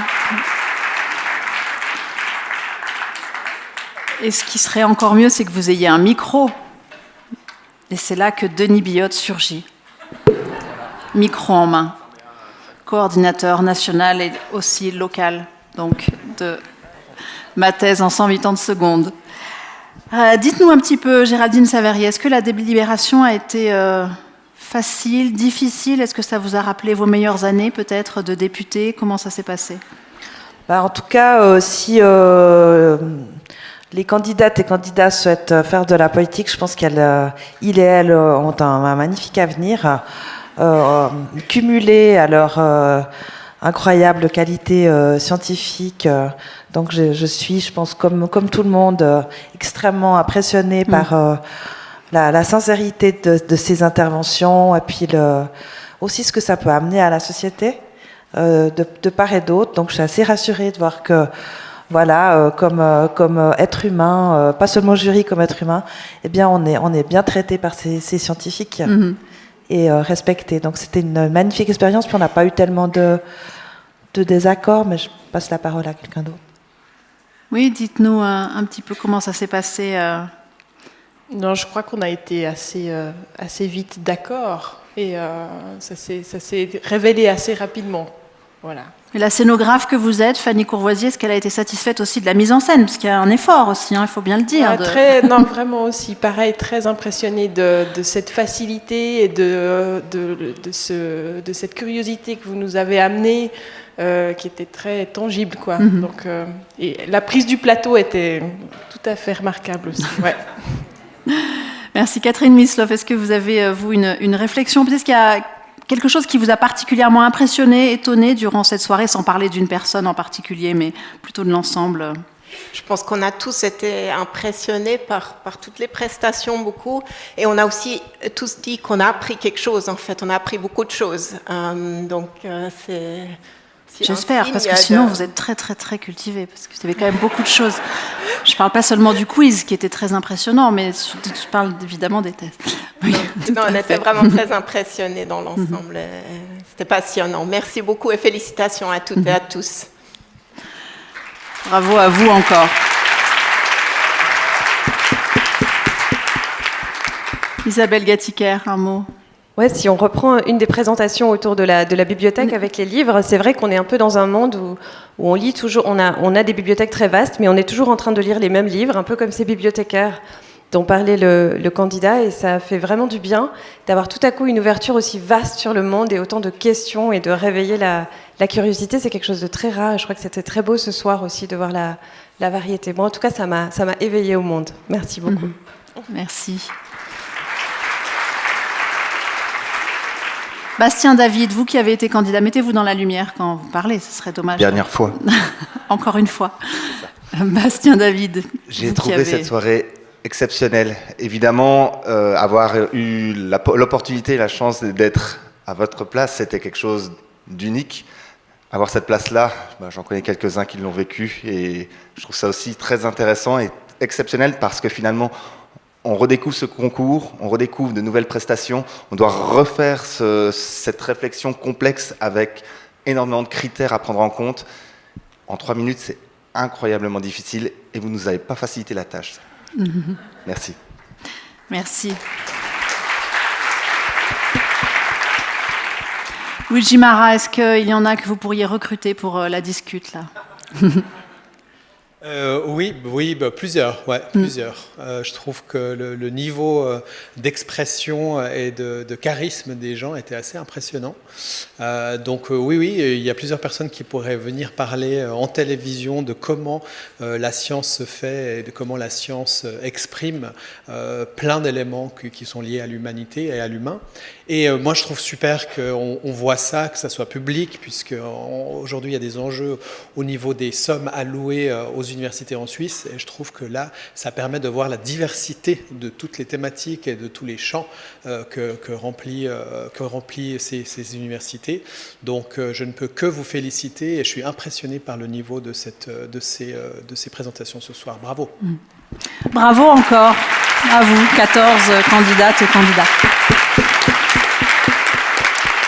Et merci, cher jury. On va découvrir dans très peu de temps vos choix. Je vous laisse retourner à vos places. Merci. Nous allons commencer par le prix du public. Celui que donc vous, ici, dans la salle, vous avez choisi, celle ou celui que vous avez choisi pour remettre ce prix.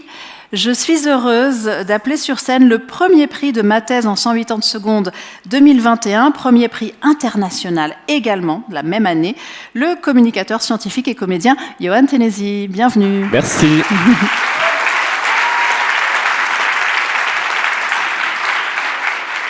Johan Tennessee, qui n'est plus tellement dans la recherche en labo, comme on l'a entendu dans la présentation tout à l'heure, mais beaucoup plus sur scène, avec des spectacles. Et aussi, vous venez nous parler de Science en scène, dont vous êtes le co-organisateur. Oui, vous avez parlé tout au début de Science en scène. Les gagnants et gagnantes de ce soir, ainsi que les gagnants et gagnantes des finales de France et de Belgique, auront cette année l'opportunité de se retrouver du 6 au 10 juillet sur le campus de l'Université de Lausanne pour un événement que personnellement j'aurais adoré faire moi-même en tant que participant. Il s'agit d'une semaine où le mardi, il et elle rencontrent un chercheur ou une chercheuse de l'université, et puis ensuite il et elle sont en groupe accompagnés d'un artiste ou d'une artiste. Et ils et elles ont 4 jours pour créer une forme artistique autour de cette recherche qui sera présentée sous la forme d'un cabaret le vendredi soir à la salle Nucléo du Vortex, à laquelle vous êtes tous et toutes conviés à 19h le 10 juillet. Il y aura des spectacles de contes, de théâtre, des bandes dessinées mises en scène sur des recherches qui se font à l'université. Magnifique. Tout à coup, là, l'idée de cabaret, j'ai vu ça. Il y en a qui se sont dit non, mais finalement, non. C'est l'étape suivante.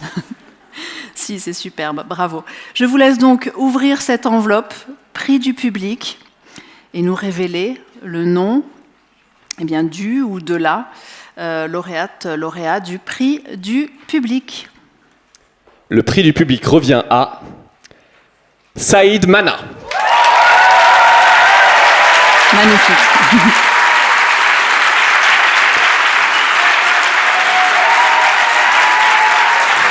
Bravo.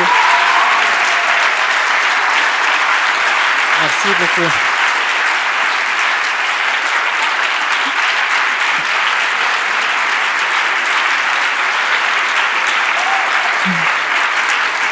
Saïd Mana, un mot, vos impressions? Oui, merci en un moment pour tout qui a voté pour moi et oui, pour toutes les personnes qui sont venues de Neuchâtel pour me soutenir. Merci beaucoup. Oui. Bravo à vous. Vous pouvez rendre le micro à Johan. Bravo Saïd. Je vous laisse tous les deux vous mettre un peu plus en arrière. Allez devant le... Voilà, ma thèse en 180 secondes, le petit signe.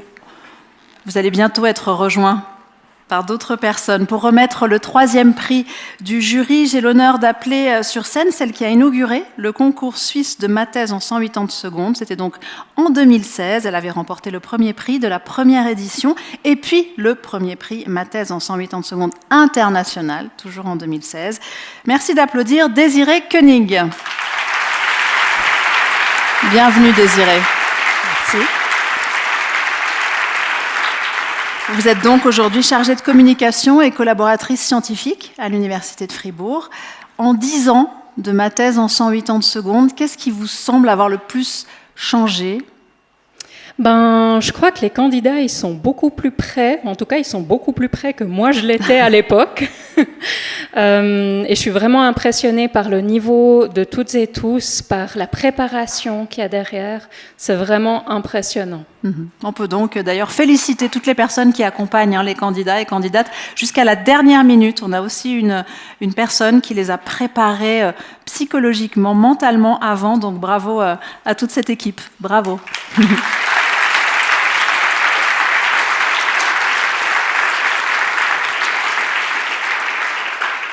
Désirée Koenig, il vous revient cette tâche d'ouvrir l'enveloppe et pire ensuite de lire le nom. Et de lire sans faire de faute, on va voir. Vous voulez que je vous tienne le micro ? Peut-être. Alors, le 3e prix va à Maëva Badré.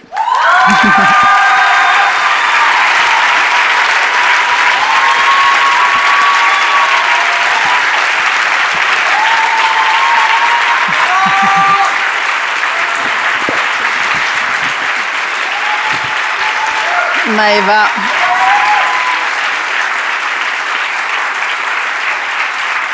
Mettez-vous ensemble. Maëva, je vous laisse prendre le micro. Petite dédicace au professeur, peut-être, qui vous a inspiré votre travail. Je pense très souvent à cette personne. Merci Vos impressions. Mes impressions, c'est que je suis toujours aussi ravie de voir que c'est un sujet qui prend sa légitimité dans les discours et aussi dans l'espace public. Parce qu'au début de ma thèse, ce n'était pas toujours le cas. Et on sait que ce n'est pas toujours le cas en sciences, toujours aujourd'hui. Bravo à vous. Bravo. Je vous laisse.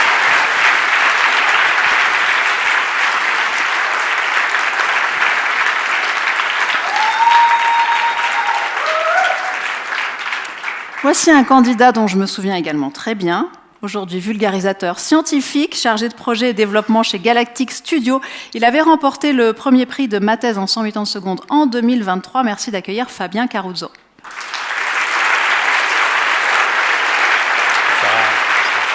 Bonjour Fabien. Bonsoir. Qu'est-ce que ça vous fait d'assister à cette cérémonie ? La pointe du four, 4634 mètres. Eh bien voilà, il a retenu l'essentiel. Je Voilà. vous remercie Fabien. Non. Donc, qu'est-ce que ça me fait ? Non, franchement, c'était une soirée vraiment magnifique. Félicitations à toutes et tous. C'était vraiment un niveau très très haut. Et c'était un plaisir de vous regarder depuis derrière les jurys.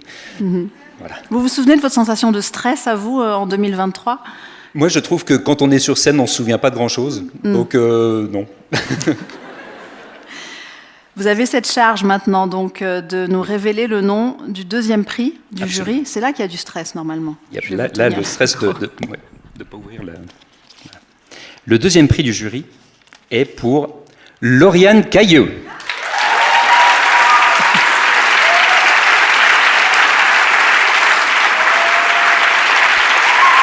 Bravo.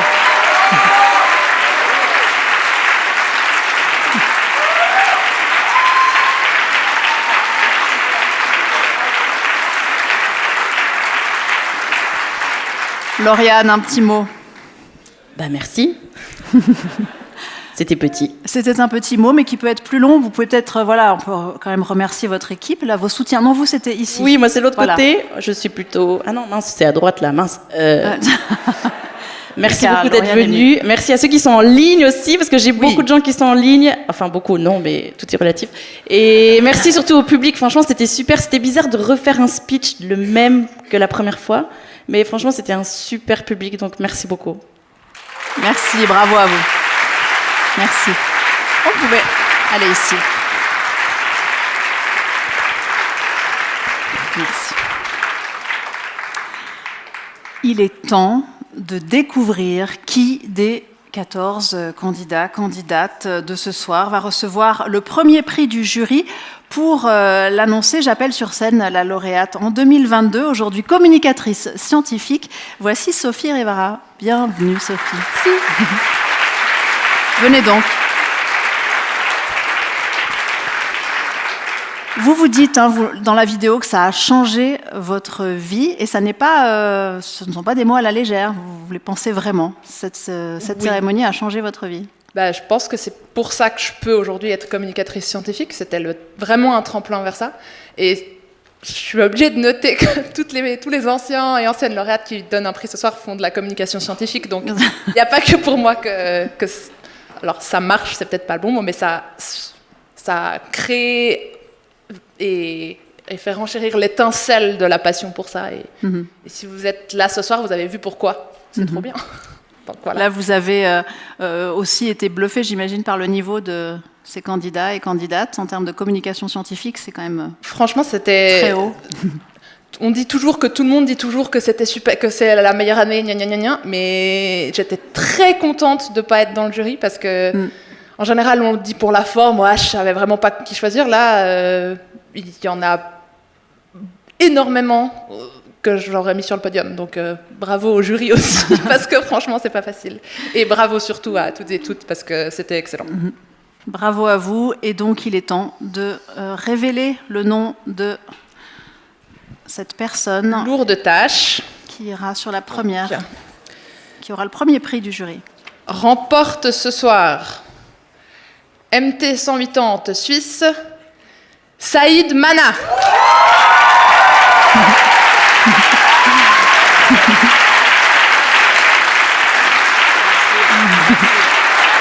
Merci beaucoup. Merci beaucoup. Merci beaucoup.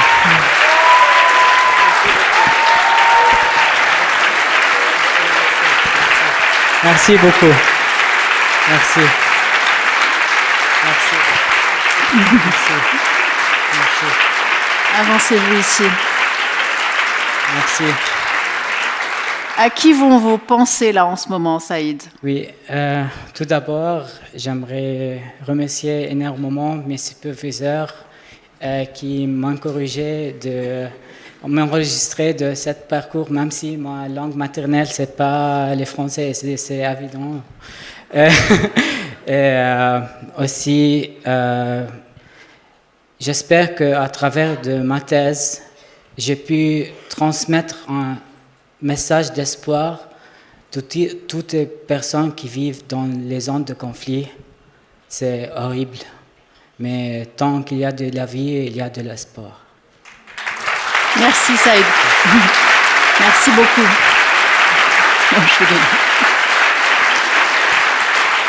Merci.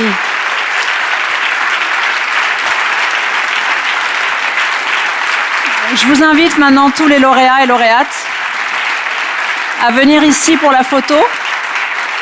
Lauréats et lauréates, venez au centre pour la photo que notre photographe Alain puisse vous avancez, avancez-vous sur le tapis rouge.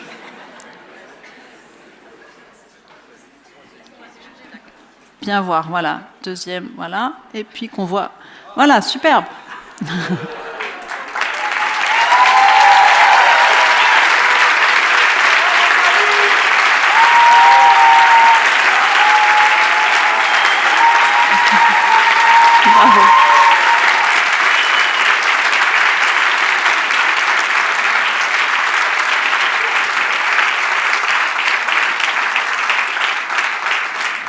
Vous pouvez rester ici. Maintenant, j'appelle les 14, enfin les 11 candidats et candidates à venir ici. Bravo.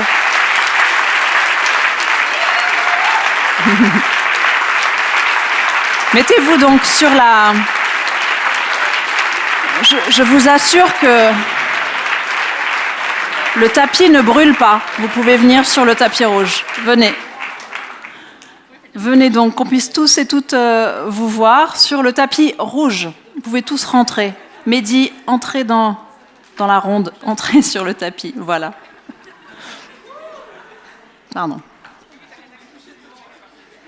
Encore une salve d'applaudissements. Bravo. Je ne sais pas.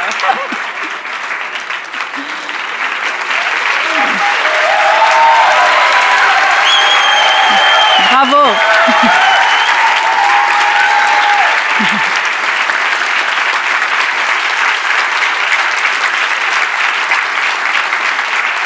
Bravo, vraiment bravo à vous toutes et tous.